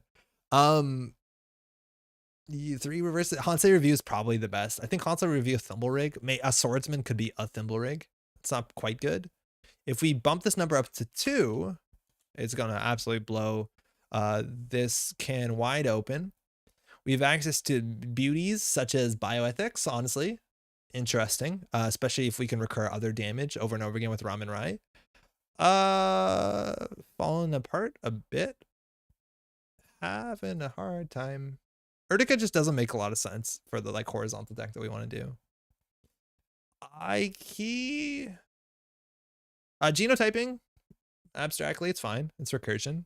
Whatever. Hasty. Draw 3. That kind of like ensures that you get to get to doing your thing. But your thing being Raman Rai. Heritage Committee. We can non-alliance, never mind. This is not the worst card. It's not the worst card. And yeah, end of file. Reverse infection for Cyberdex value? Yo, gains 6? No, it's purge or gain 2, right? That's surprising how small this list is. I feel like I went back and then forward and then back. Yeah. Okay. Yeah, nah, not great. Do I use your influence? No. No. I'm gonna search Raman Rai. I want to see what comes up. Okay, so decks that include Raman Rai. We're gonna see this little trend here. January 2022, following it by 1 day. Nothing weird going on here. Sauna later, 17 influence. Then it's we go quickly to a standard legal card list that Dean made in 2021, and then we're all the way back to 2018. Now, if we search by popularity, because I don't, oh, it is popularity. Beans. This is the sort of thing. Keep on spamming, right? I like collection limit and ordered by created. I don't know what that means. Date, I guess. Oh, collection limited. Yeah. I see what you mean. Standard. But then we're not going to see all the weird old stuff. Yeah, collection limited. There's 2 published decks on Netrunner with Raman Rai in it. Oh, shit. Okay. Do you want cards in your deck? I thought we were onto something.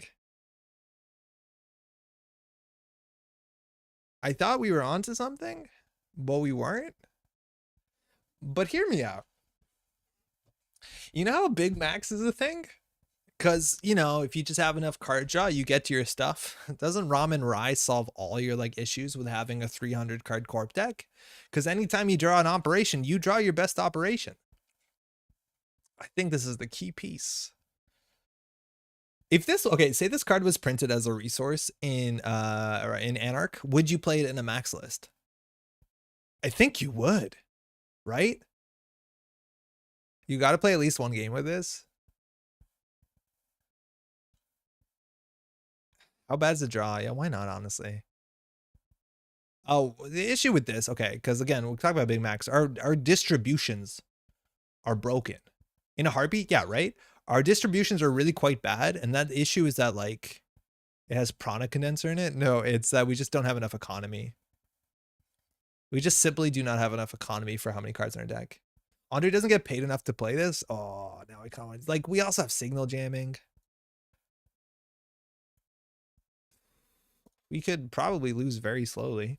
So that's like a cool thing. It's just like, how many turns can you play for? Right? Like, how do you open with this hand? We're Ag Infusion. I'd rather be Paulina because we actually spend 17 influence. Those 3 Elis are really gonna do a lot. Oh fuck. 3 Elis, 3 spin doctors, 2 daily business shows, because we need the filter draw, or this is gonna be a nightmare. And then vulnerability audit and merger honestly are gonna upset me more than anything. Oh boy. Oh boy, no. Public health portal. Public health portal. Please. Not like this. What do you even do? Reveal card, gain 2? Great. Yeah, the one assassin is really funny. That's called out in the write-up. It's so wild. Yeah, let's get off of this. Swear jar. Excuse me. Okay. Let's go build purple Raman Rai. Asa. That's the weird thing about the Metroball grid. Anytime that we build a bad deck, we try and like piggyback it on the back of Asa, just so that we'd be like, oh, this is a terrible idea, but good thing we have the efficiency from Asa. Which honestly is like, what's the thing back in the day? We used to make terrible decks, but then put them in engineering the future and be like, well, at least some of our economy is solved. Diceborn, I made a startup restoring humanity deck with 74 cards to have Anoetic Void fodder forever. That doesn't even, how do you draw enough for that to matter? No ganked? Oh, Thanos, I promise you we will not gank this. Actually, we could gank. Maybe doing PD to shake things up. Oh man. It's a funny sentence. No, we're going to Asa. Yeah, we're going to Asa. That's how you get your Raman Rai down. All right, let's go. So, collection, standard, good start. If you play assets you want to protect, playing Asa makes sense. Yeah, and if we recur fully operational, we're kind of really good. CSR campaign with Calvin Bailey. Oh, that's how you draw your cards. That's buck wild. I don't think the issue has ever been running out of cards in your deck for Analytic. It's always been cards in hand. Wait, if we do Mirror Morph and play Subliminal. I don't think you play Subliminal though, Winnegon. Like the whole thing with Subliminal in the deck list of the week was that you put Subliminal on the back of on top of your deck with Flower Sermon, which, let's be honest, like that is, you got to do like 3 back flips to do 1 front flip.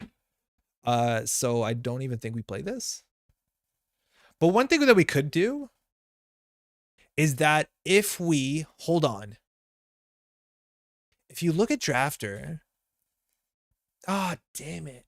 If it said you may draw one card from archives, honestly, that doesn't make sense. Because then if you play ganked, you can trigger. I'm kidding. Architect and recur next. I do not like Architect as an identity. It is way too slow, and it doesn't. It's really slow. Mirror Morph lets you do a 3-click turn with Subliminal. Yeah, yeah, sort of. What do you mean? Okay. So we're gonna start with Raman Rai. Do we play 3? Honestly, probably not. We'll see.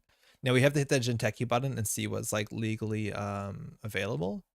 In terms of low influence, we have.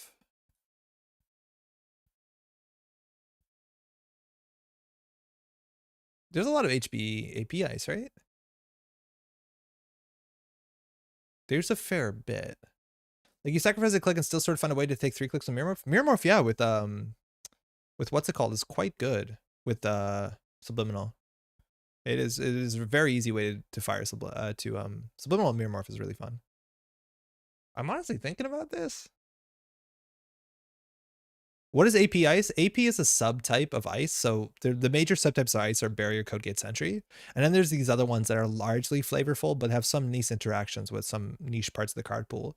AP largely, from our understanding, stands for anti-personnel, and it refers to ice that will hurt you, usually through net damage or brain damage. So that flower summon is hard to do the trick. I don't think we're going to do the trick. I think we're just going to have operations and assets.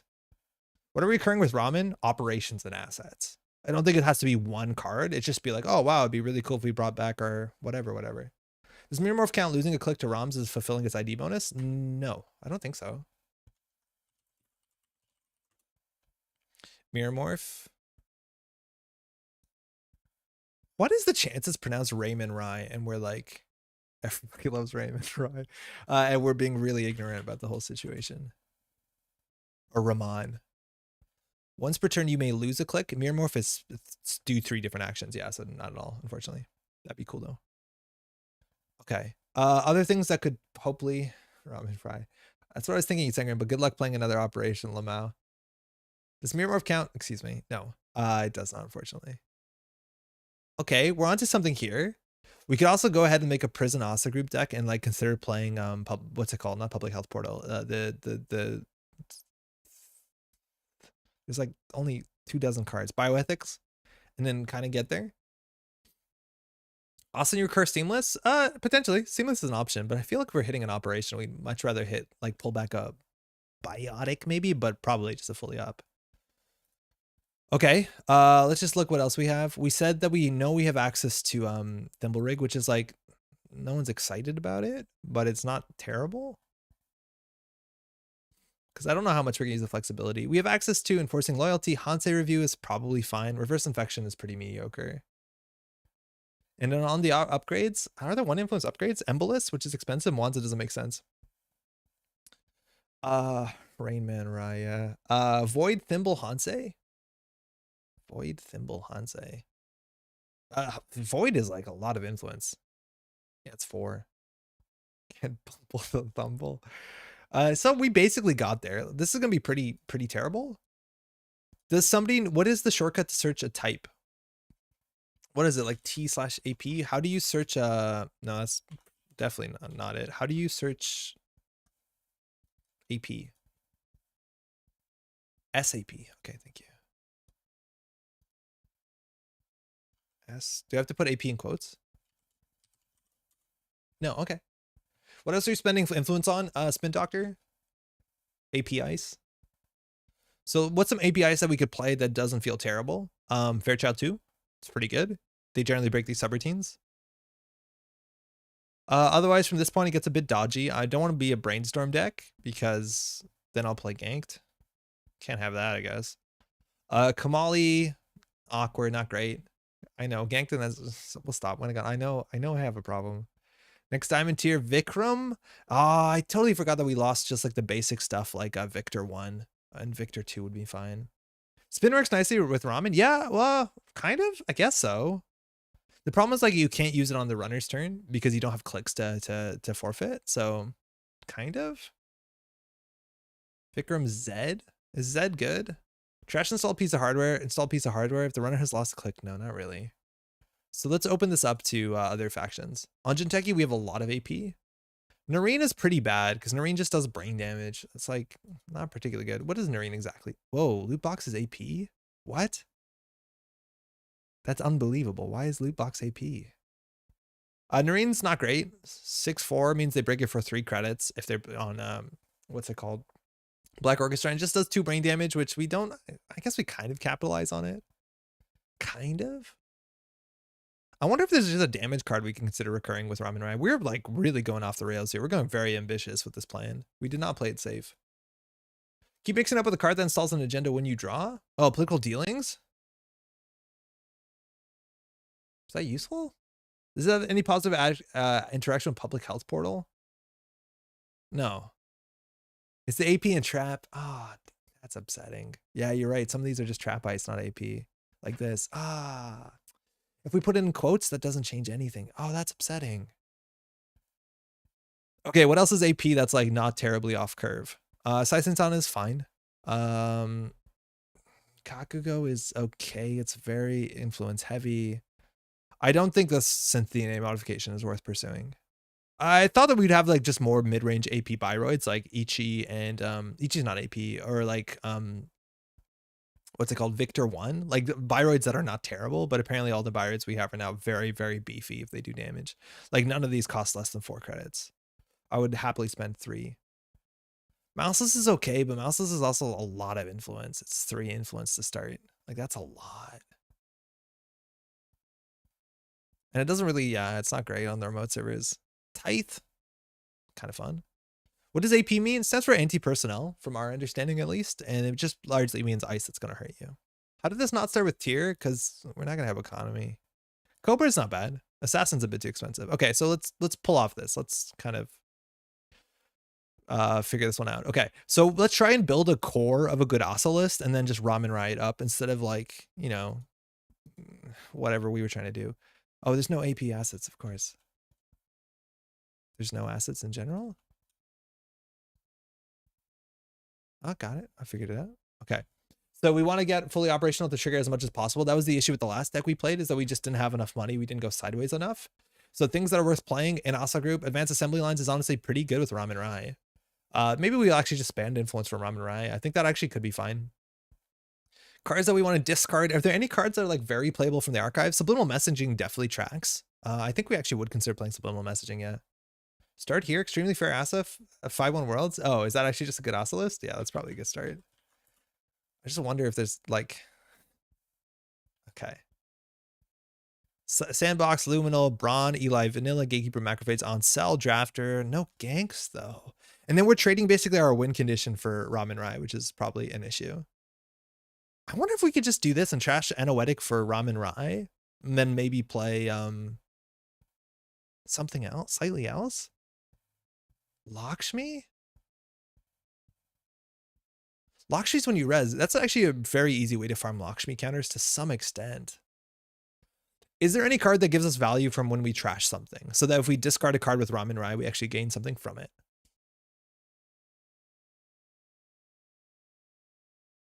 No, I don't think so. Okay, hold on.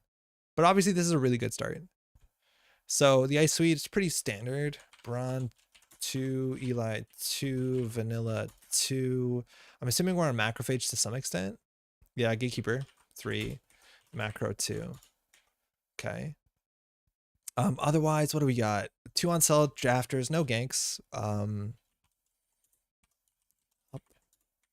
So we can probably drop these. The Fairchild 2 no longer makes that much sense considering we've lost our way. Maryland, Nico, Rashida, Spin. I think we could consider the Advanced Assembly Lines just because they are quite good with Ramen Rai. Humanity Restored does that? Yeah, you're right. Ramen Rai works with Humanity Restored. Oh, actually, I don't know. Could reveal that card and 1 card in archive. So the card that you should discard should be face up. So because it's a known card from my understanding. So I don't think that actually works out. Schmendrix, no ganks. I know. We made promises. We understand our demographic really well, but we understand that also you have to deny, you have to like withhold, you know, that sort of gratification. This, we've entered a different space. Off-world office on 2. Okay, spin dock. We'll do 3 of those, I reckon. We want the Rashidas. Fully operational seems important. Hedge funds are good. We have seamlessless. Andre's reformed. Thank you. I'm glad you noticed. We're still deck building Solomir. Come on. Can't rush us. We had a synth DNA modification in this deck. Look, it'll be worth the wait. I think what else do we have? Maryland, I guess. I don't know if we're not running Nico in this, are we? Oh yeah, Maryland and Nico. I guess we need stuff to put in remotes. 52 cards, not a problem, not a problem. Barely an inconvenience.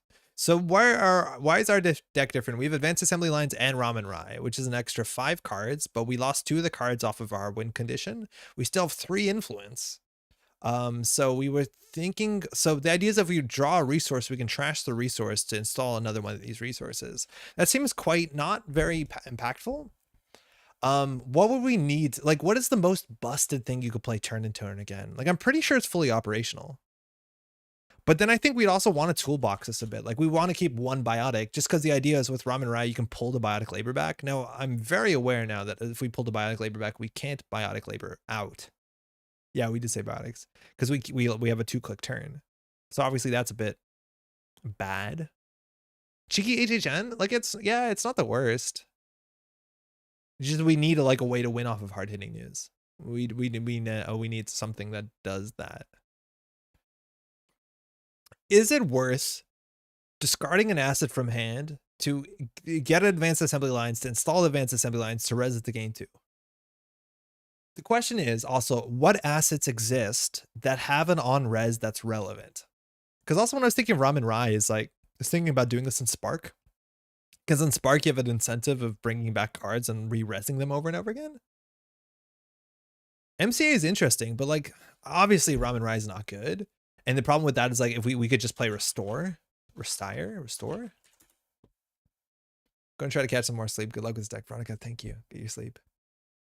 Fully op is probably the only econ you're happy to play an extra clicking card for on a regular basis. Yeah, I think so. Fully operational is so busted once you're set up that you'd actually be okay with this, but we're just not running enough operations for that to be consistent. So I think we'd have to run a couple subliminals, and even then, right? You're just drawing this, and that's a bad draw. We're at 60 nice, so I think we just cut this down. Are you starting to add non-aligned Jinteki cards? No, I don't think so. Well, no, I don't think we need to add more Jinteki cards. We can eat the influence of this. We even have extra influence. Raman Rai, Spin Doctor. 50 cards. We could just cut a card. We also have influence to work with. RLC for 2 clicks and a second card is not good. Oh, doing red level clearance off of Raman Rai. It's not great because you basically are trading the efficiency and click compression of red level clearance for a very inefficient draw. Inefficient, excuse me.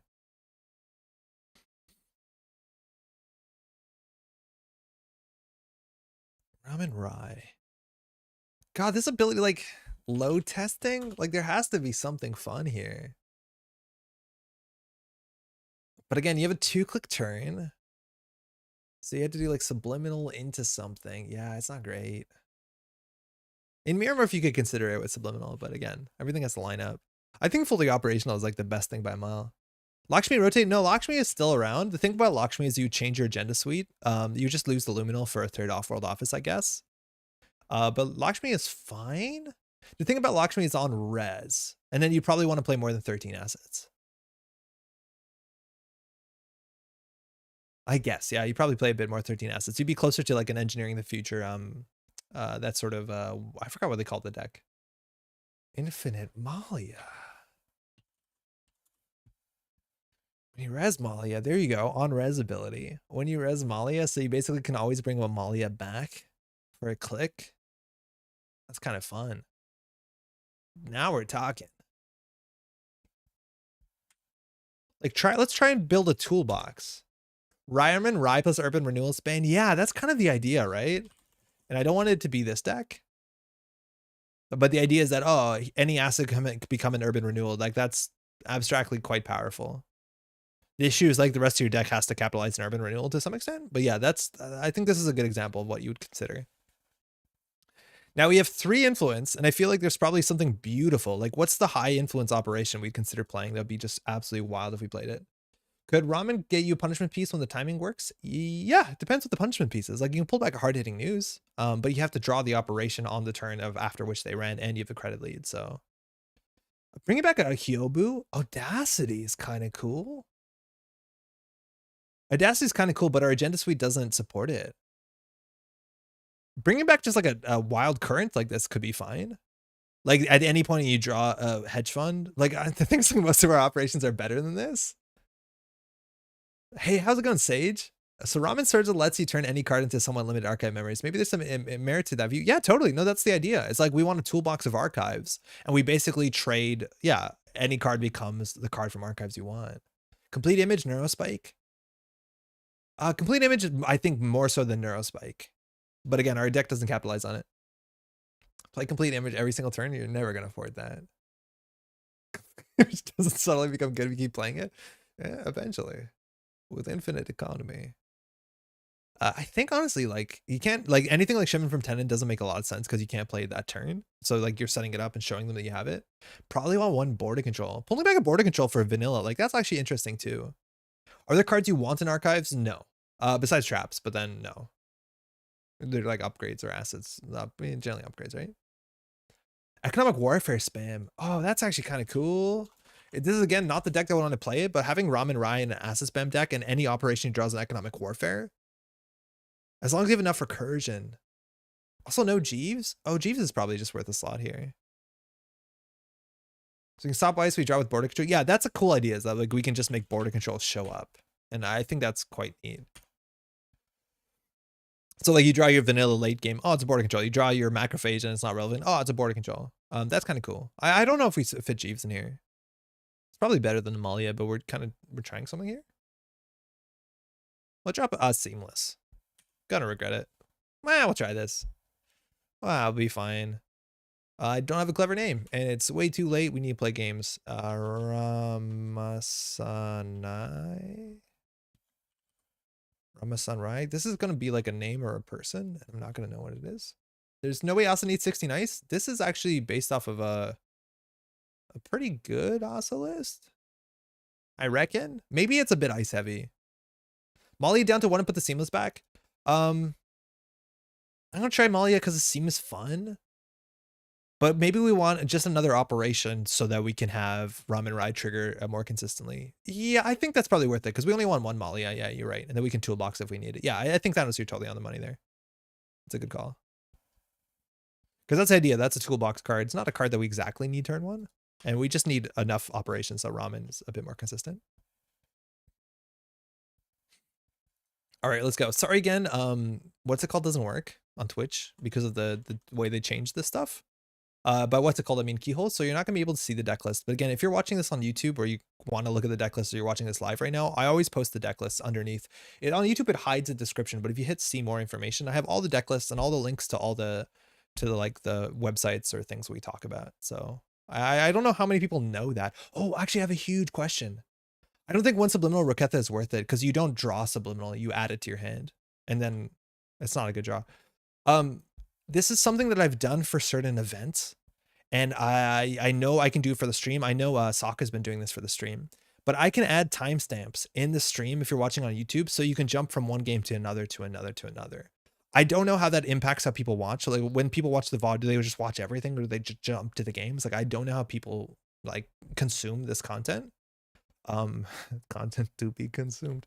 But if you want timestamps on the YouTube time bar, right now I only do like where the countdown is. Let me know because that's not too hard to add. Corp deck. Do you know a way to tutor specific tools? Can't wait for spoiler seasons. Anyone know when it is? Shang, they said the stuff would be out in the first quarter of this year. But I think they're going to drip feed us all of them. I don't know if it's going to be like we already know 2 of the 7 cards, so Raman Rai. I forget. I got lost in there for a second. Can you just bookmark Pat's dad jokes so I can skip the games? I'll just copy them out and put up your video just for you. I jump from game to game and deck building. Okay. Maybe timestamps would help. Do you have any way to tutor specific tools? Like in the game? In the game, it's like consulting visit for operations. For assets, I don't think we have anything anymore. We used to have like tech started, but that's not a thing anymore. I often jump to games of old VODs when you talk about news and stuff. Okay. Timestamps for games would be rad. Maddie, okay, cool. Thank you. It's good to know. And again, any times that I do something that, or like don't do something that you think would be like, that would help you enjoy the Metro game, and don't suggest get a different host, because I get that feedback all the time and it's untenable. I can't afford to pay someone to do this. No, just let me know and we'll we can see what we can do.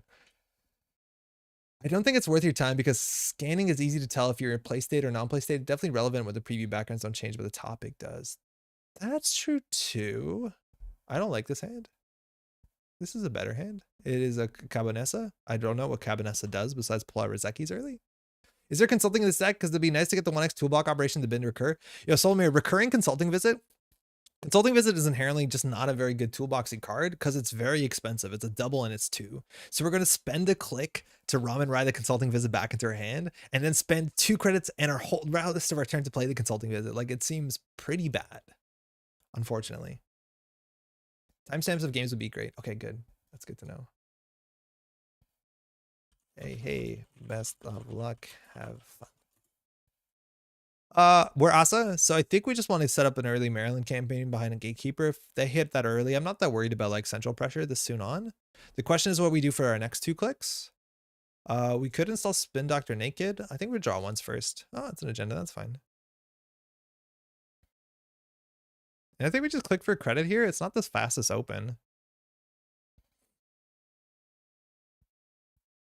We might have wanted to open up with Spin Doctor, I'll be honest. I'm not convinced they're going to be running that early. I hit click for credit. Oh, there we go. Goal number 1 achieved. Deck does not have ganked in it. Goal number 2 recur fully up with Raman Rai. Ramen Fry. Yeah. Oh, well, I hope we get there. Now I'm confused. He said you wanted the toolbox of things to recur with Ramen, but what exactly are those things on toolbox? Those are the things that are going to be in archives. Just like inherently. I think we trash the pad tab. The question is, do we trash the pad tab before we res the Maryland? Yeah. Pretty sure we do. Right? Oh, that's actually very quite good.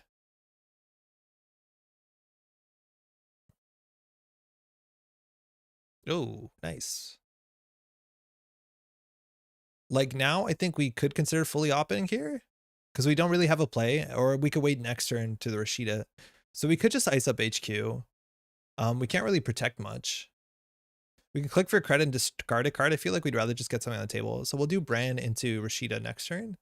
We'll just ice up R&D. Money's not great. They could start challenging things. Gank's not in deck. Still going to draw it.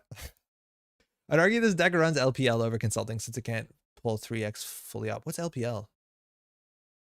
Localized product line? Is that a legal card still? I don't think so. Oh, it is. That's is also a very expensive card. It's a toolbox. And that is not a gank deck. Look at all the upgrades we have access to. No, LPL is still around. That's a surprise to me. Localized product line is the highest influence neutral card in the game, if I'm not mistaken. And it lets you pay 4 to get all 3 copies of card, which can be quite powerful. Like localized product line into fully op, you basically make your money back. And then we have access to them, but it draws them too, right?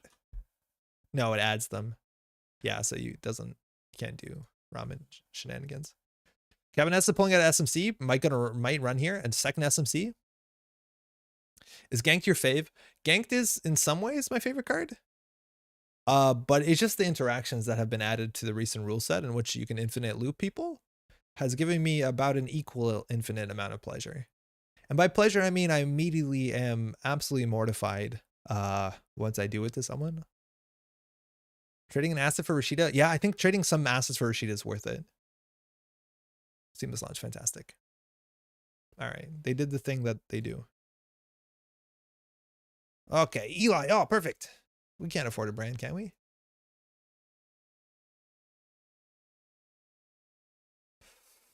Eli probably goes on HQ. I'm glad we have this much ice, actually. We'll draw 2, and then we'll gain the rest off money. Oh, we should have drawn. We have Rashid. I forgot about that. Oh, he's here. Sick. Localized product line. I used to play them a Hasty Diagnostic CI deck. Yeah, it was playable in combo decks. Trading an asset for Rashid, excuse me, LPL to fetch all 3 mass comms in SSO with spicy. Oh, I've never seen that one. That would frustrate me. LPL Mother Goddess is pretty funny. Gross. Yuck. Infinite looping is Andre's guilty pleasures, kind of. It's like, it's a bit goofed. Okay, how do we score? Do we score behind a Braun? I guess so. I guess so. It doesn't feel great.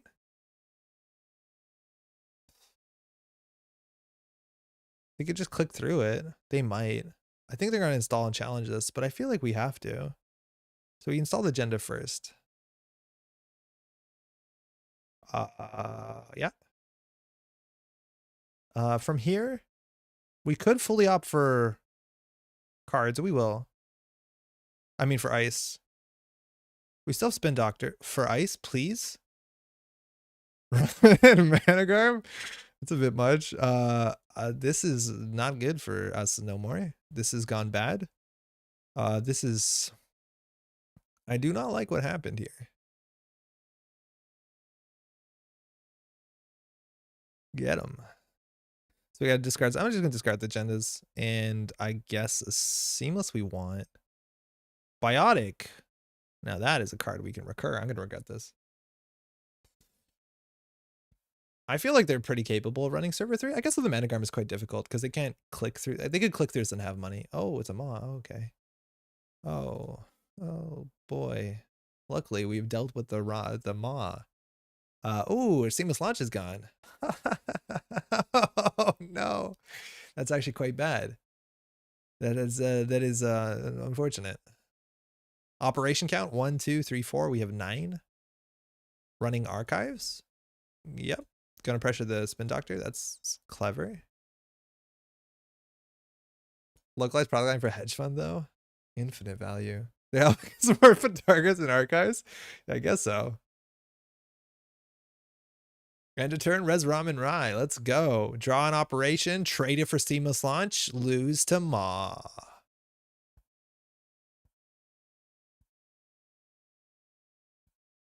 It's our turn now though, right? Yeah. Yes! We can trade fully operational for our best card for an okay card, I guess. Can't even Seamless? No, I know that we can't Seamless, so we'd set it up for like, you know, a future turn. Shit. Well, we can actually draw something with fully operational, so we're not gonna swap fully operational. That'd be ridiculous. Draw 2. We'll trade this Seamless for that Seamless. No. This is actually really cool. It gives us a lot of options when to use it, because it's once per turn. So if we draw into an operation, we can get back the Biotic.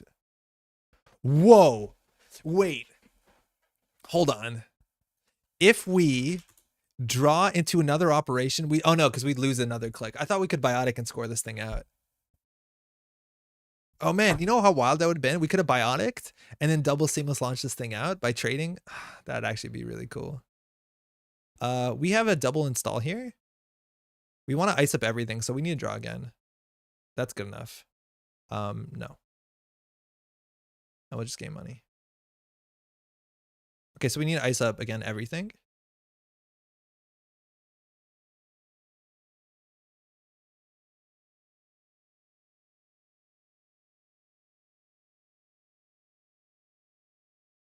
Okay, let's go.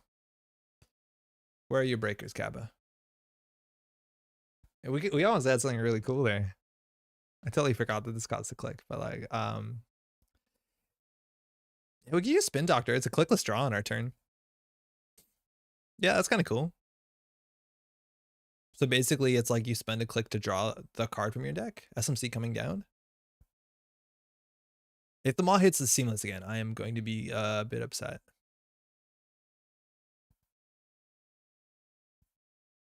You have 11 credits. They probably have 3 overclocks in their deck. We've seen 1. All right, running the big one. So they could just double click through this. We don't have any ice in the archives. I wonder if they do. It's probably the right thing to do. This ice placement flat, this is peak fully operational. We're actually going to lose this agenda, but not without a fight. I think they're just going to fire. They either double click or just fire it. I don't know what the window is after his Managarm. Yeah, no, of course. Of course. I think there's a window after they pass the ice. I'm pretty sure, yeah.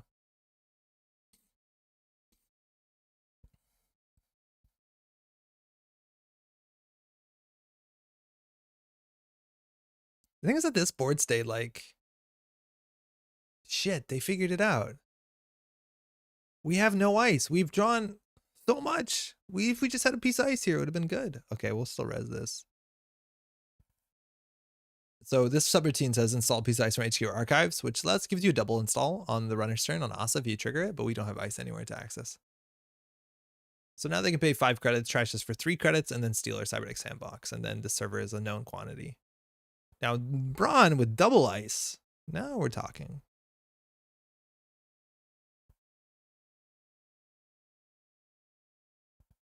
I don't know if the Raman Rai is going to save us from this point. They access the other card first. That's correct. You always want to access the other one first. Yeah, I would say 95% of the time. Just so you know what this is, because you gain no information from accessing this quicker. Unless you like think this is a Mumbad virtual tour. Raman Rai. Let's see if they trash this. 3's a lot. They're making 2 credits a turn. But they did spend, you know, most of their turn just doing this. Obviously, it paid out. We're going to get the Maryland back into our deck. Could be ganked. That's true. Actually, that's a reason why not to. Because the gank would end the run. Yeah, you're actually right. That's really funny. Yeah, okay. Swap 2 cards. That's not a legal option. Why are you offering me that? That's why. So the issue is if we install the Spin Doctor, we eat our trigger. If we install in server 3, they'd be on 5 credits, so they can just run and click through it, which would be, you know, abysmal. So we need to install this in server. I didn't check which server. Oh, yeah, that's fine. And then we need to draw to get another piece of ice. No. And here's where we wish we had the Asa trigger. This is a much meaner server. Because server 3, of course, is a gank. They know that they're playing against me. Managarm for another asset, it has to be an upgrade, because Managarm's an upgrade, right? Because you have to trade a card for the same type of card, not just any card. So actually, Managarm has no triggers in this deck, unless you want a Managarm for a different Managarm. Which is just a style thing at that point. You have too many clicks, don't know what to do with them. Wait, Ansel actually did end up in the list? Yeah, and Drafter. Swap 2 cards? Oh, it's happened. No, because if we do that, we can't score out. This deck is terrible. And look, if you're watching this post the fact that we played this deck and you'll be like, obviously it's terrible. I know. We're trying this. There's no way that this is the best version of this deck. If that was another turn, I would have considered it. The fact that it was a scoring turn, maybe we could have waited. Maybe we could have brewed there, but is that patch app worth installing? I guess so, but like we have no triggers on the board. Running, wow, 1 click left. I guess we Resident Eli, but that could have been a gatekeeper. That could have been an on-sell. The on-sell is not that bad. But that's actually a pretty brave face check with 1 click left. The Drafter would have been bad there. That's a really wild run. The Drafter would have been disastrous. Managarm is unique, yes. Swap 2 cards. Come on. No.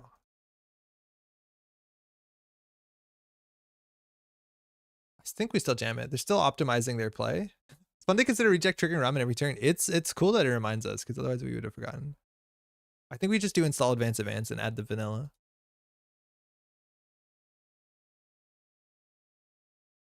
Okay. Draw for fully op. I think we've seen most of them. We've seen all of them. We'd have to draw for operation. And again, we only have like 9 operations. 1, 2, 3, 4, 5, 6, 7. There's only 2 more operations. Oh no. We keep running into this thing. That's fine. Honestly, that's acceptable. Stop it. We're on game point. Raman Rai has had a huge impact on the match to date.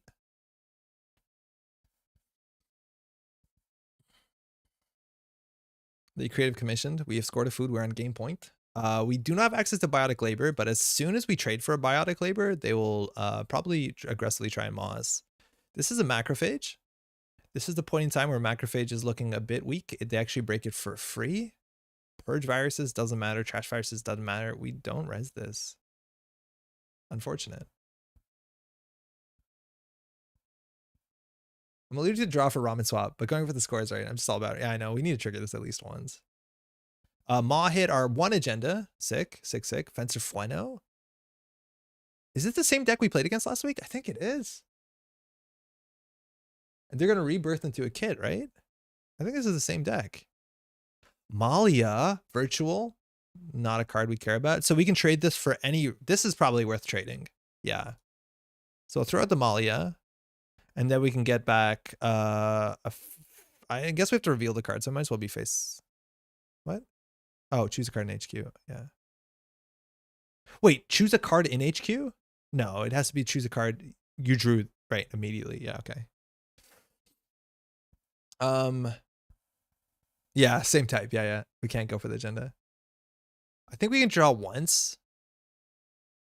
Stop it. And then here we install the Rashida. Both seamlesses are accounted for, so we have no chance of scoring out next turn. So I think we install the Rashida in server 3, or do we just hedge fund here? The issue is like economy. Like they're going to start attacking. We're not going to res anything really. Here we can just res the vanilla and we'll be fine. Yeah, we'll just do server 3. Or we could do server 2. No, we don't want them to. We don't want to res the gatekeeper so they can move it. Unfortunately, we can't trigger our ability. Maybe this is a bad play because if we res ice, the hedge fund's going to be pretty far away. I totally forgot that we lost the click there. I was like, I had a perfect turn. I was going to draw, install, play that thing. And then it's like, yeah, Raman Rai takes a click, of course.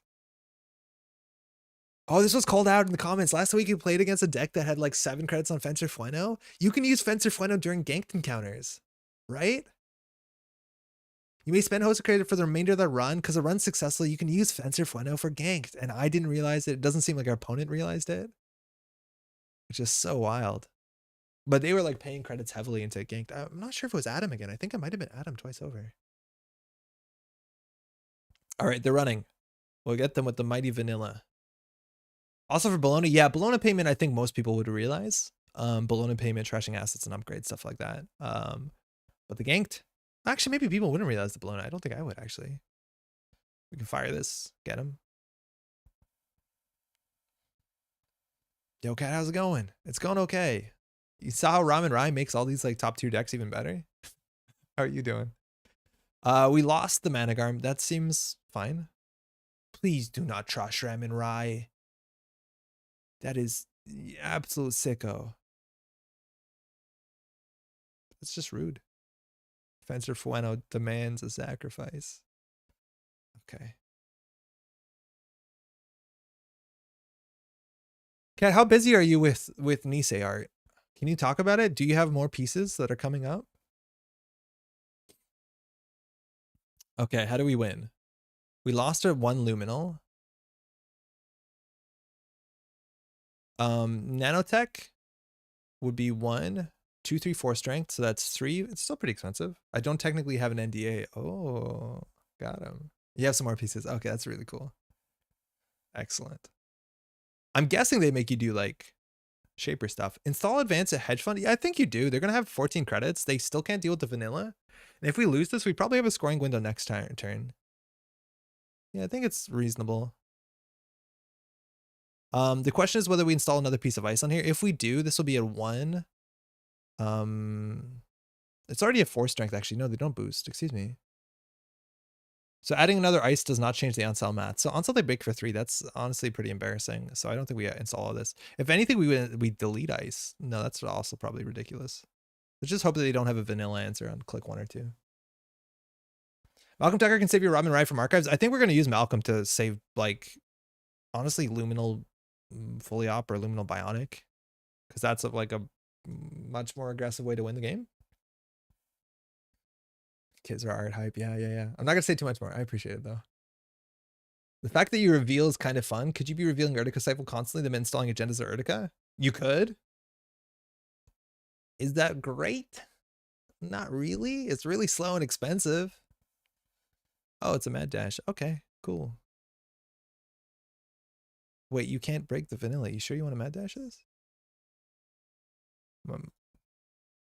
Oh, they have access to paperclip. Oh, I am a moron.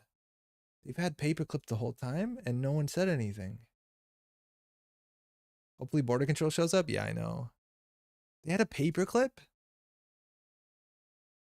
This was a good play for a second. Yeah, I didn't notice that. If he res this for 6, they pay 3. They have 2 clicks left, so the money doesn't really matter. They need to get the Bron through. That's 5 credits. So this is 5 credits.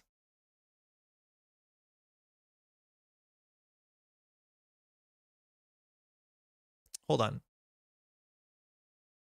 If you res this is 3 credits for them, they go down to 7. Then this is 5 credits, so they have to double click. So at least we keep the Manic Arm. I'm gonna res this. This is not great. Now they're on game point too. Slow and expensive is a weird way to say good, but I'll take it. Yeah, I guess so. The whole idea of like, oh man, I'm spending time to show them an Urtica, or like, I never buy that sort of like line of play. Cause like if that's a real nightmare for them, they'll just win off R&D. I don't know. It's really hard to tell when they're gonna run and when they're not gonna run. I think we lost this one. There's just like, this is the second week in a row where we do something goofy and then just Doom Rig just crushes through us. Yeah, they spend 2 clicks. Fantastic. We're too busy making gank jokes to help. All right, they're on 5 points because of the mad dash, so they're on game point here. They are a bit destitute. Oh, we have a border control. Oh, could they trash it because of Fencer 4.0? This is 1 turn too late. I don't know what we do. I literally don't know what we do. Like, we have a window here. We'd have to like perfectly draw 4-2. We didn't, but that's not that far off. If you're gonna do goofy, you gotta do fast goofy. Runners gotta, I know, it's inevitability. It's real frustrating to some extent. Like they just play 3, Rizekis and then, Doom Rig and then it's over. So what do you get for not running game over to rip up Rizekis when they drip is this low? Oh my God. No, you can't. Game over you can say programs, but not icebreakers, right? Man, that would be really satisfying to game over this board state. Like, this is the thing. I think we just concede here, right? Like, we got nothing. Like, our only chance is to draw exactly the 3-2 and the biotic, or like stick something on the table immediately. Let's try and stick something on the table immediately. So we have to bring back this, and then we'd have to bring back the Seamless to have a chance of top decking it when we play our 4-2 inevitably that we're going to draw right now. So then we put this in, I don't know, a server. But like the chance of us just losing on a central now is so high. No. Res. That's not a good one. I missed a chance to do this when you played gank decks. But yeah, Fenno breaks gank. That was pointed out actually last week in the comments. And I did not realize that. Our opponent clearly didn't either. That's pretty sick. Luminal Biotic. I think Luminal Biotic was an option, but we only have 1 Luminal. As opposed to like Seamless Launch gives us more ways to win off the table. It might have been right. But like we're gonna lose. On a single ice server, Drafter is actually quite good. The thing is, if we don't jam aggressively enough, like we're not gonna win because they're gaining 3 credits a turn.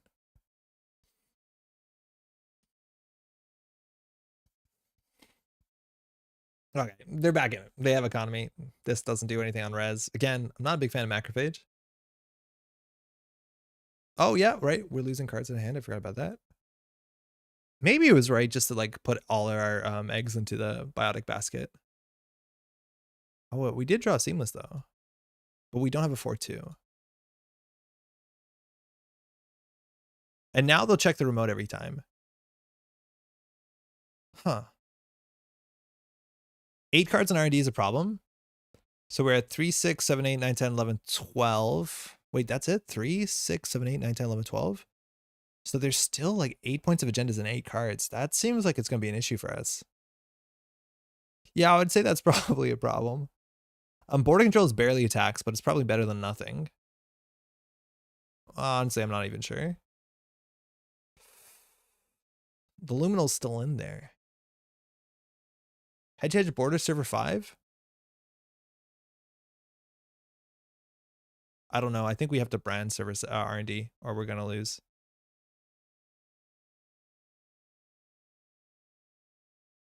Does feel tough to find cards that are so good relative to alternatives. What is worth spending on a click? I know, yeah. All the cards in our deck are good. So we need to play bad cards so we feel better tossing them out. Board control on the remote server is actually like a fine win con. Hedge fund gives them a credit. Oh no, because Rashid already triggered. We're gonna get rid of the trashables. Sorry, Raman. Just so that they start hitting HQ, they can't dilute it that easily. They probably punish the spin doctor though, because like having Maw on the table while the spin doctor on the table is you lose a lot of value. You want to like pin down the recursion before you start mawing things, because if they just maw agendas, it stops us from shuffling back other stuff, but it gets less good. The goal was fully up was worth it, and I think it would be with a full board. I think it still would be at this point. The issue is that we don't need card draw or money, and we drew all our full ups like really, really fortunately soon. We do have things installed from archives now, which is nice. This is at least like a real tax. I think they'll just bounce off of this. Oh. Okay, bounce, click one, nice. Maybe they don't maw this turn? No, they're gonna maw. So if we res the gatekeeper, it's actually a huge liability for investigator. So they're gonna still make a successful run. No, it's acts as a card. So I think if we use the spin doctor, they don't get a maw. So we'll do biotic. Is there any way fully op is the right play? I don't think so. I think a managarm is more important. Or double seamless, but it's hard to hold seamlesses when they have a maw. I think it's a managarm. We have one more managarm in R&D. Yeah, maybe. Here they don't access a card yet, so we don't get mod. So that's good. We dodged a mod trigger. Still have a lot of drawing to do. We still have to draw biotic and the 1/3/2 agenda, which is a 1 and 9. So 2 1 and 9s to have a chance. While we still have 8 points of agendas in 9 cards. Yikes.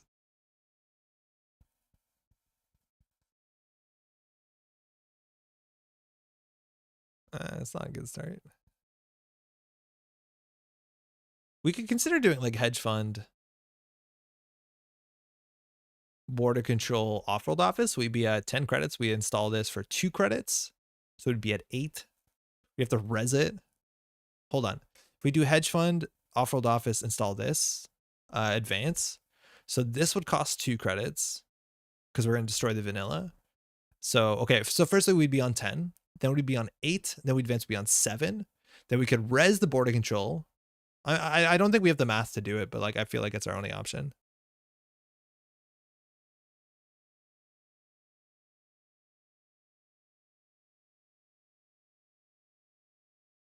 Oh shit. Whoops. Hedge first? Yeah, maybe. Oh boy.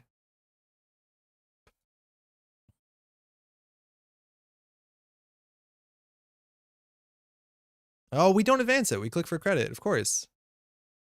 Oh, that means we should have drawn. I'm going to draw last click like an absolute chump. This is interesting because if they don't contest the remote and they hit our seamless, at least we can consider bionic laboring, but we definitely should advance because of Maw. Oh, Shiza. Yeah, advance because of Maw is correct. Yeah, I saw that. It's like, why are we advancing? And it's because of Maw.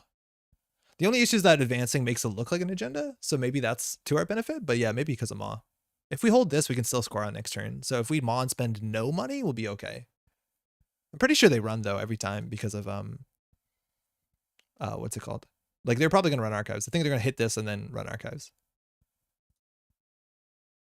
Because I don't think they want to play the game here on the remote server. Oh, we lose. That's fine. If they go straight archives, oh my god.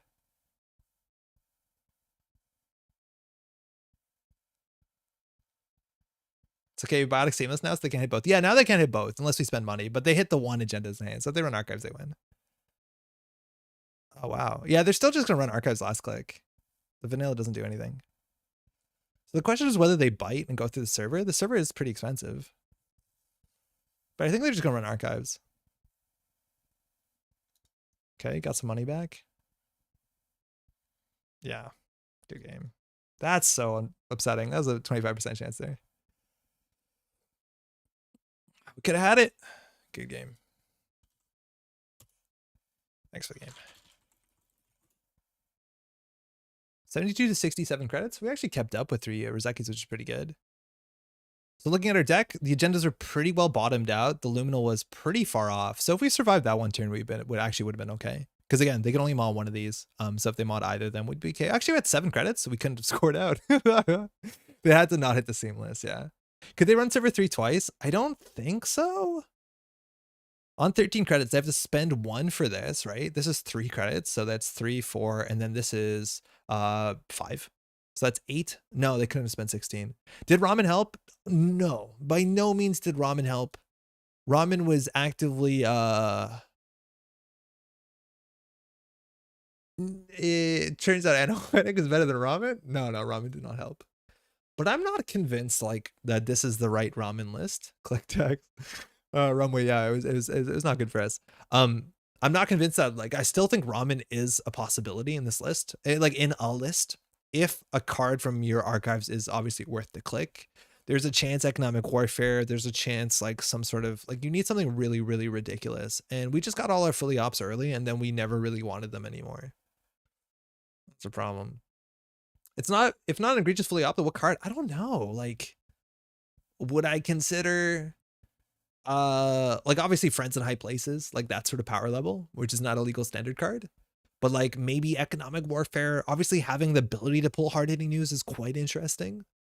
But you still need a lot. Yeah, HHN is kind of like an interesting thing. The fact that you could get it.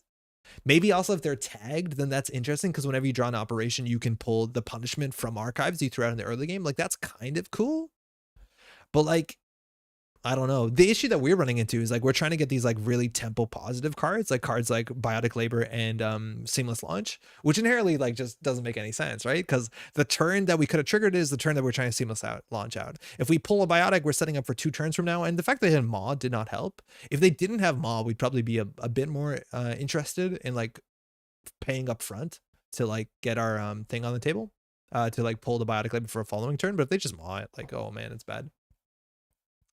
So I don't know. Obviously, no, I don't think taking this Asa list and putting Ramen Rai will do great. But we tried something. But I still think there's something there for sure. There's also a chance that it just works with like prison type stuff, right? Like hostile infrastructure doesn't exist anymore, but like pulling back bioethics over and over again, even like a Stragotic Resonator or Synth DNA modification have, I think, a playability. I think the only time you can afford to play Ramen Rai is if you some sort of prison. Yeah, exactly. If you have some sort of prison where like bringing the cards back and building the board state also wins you the game over time, maybe. Spending a click to trade up a card while trying to defend a fragile asset. Yeah. And that's the thing is they could have ran this thing for a year and they didn't, and they probably shouldn't have, honestly. I don't think they needed to Ramen Rai. I don't know how we would trigger. Maybe we would have drawn an operation and then hit the thing. Try to make friends along the way. Maybe we made some friends along the way. Anywho. Ramen Rai, still a mysterious man. Alliance type. The most exciting. Wait, to not play influence for G's. It's mostly doing the kind of recursion that's already done in PD, but worse. Yeah, that's very true.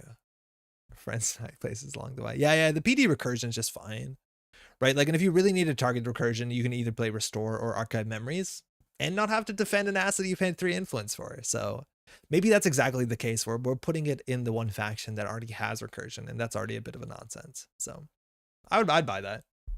I don't think it's you have to go that far to make Ramen Rai look silly, but I think that there is probably some sort of archetype somewhere at some point in time, and I think we did see some on NetRADB where that's actually a real thing you want to do. But you need something nutty. You need something really, really strong. Anywho, it's 11:40.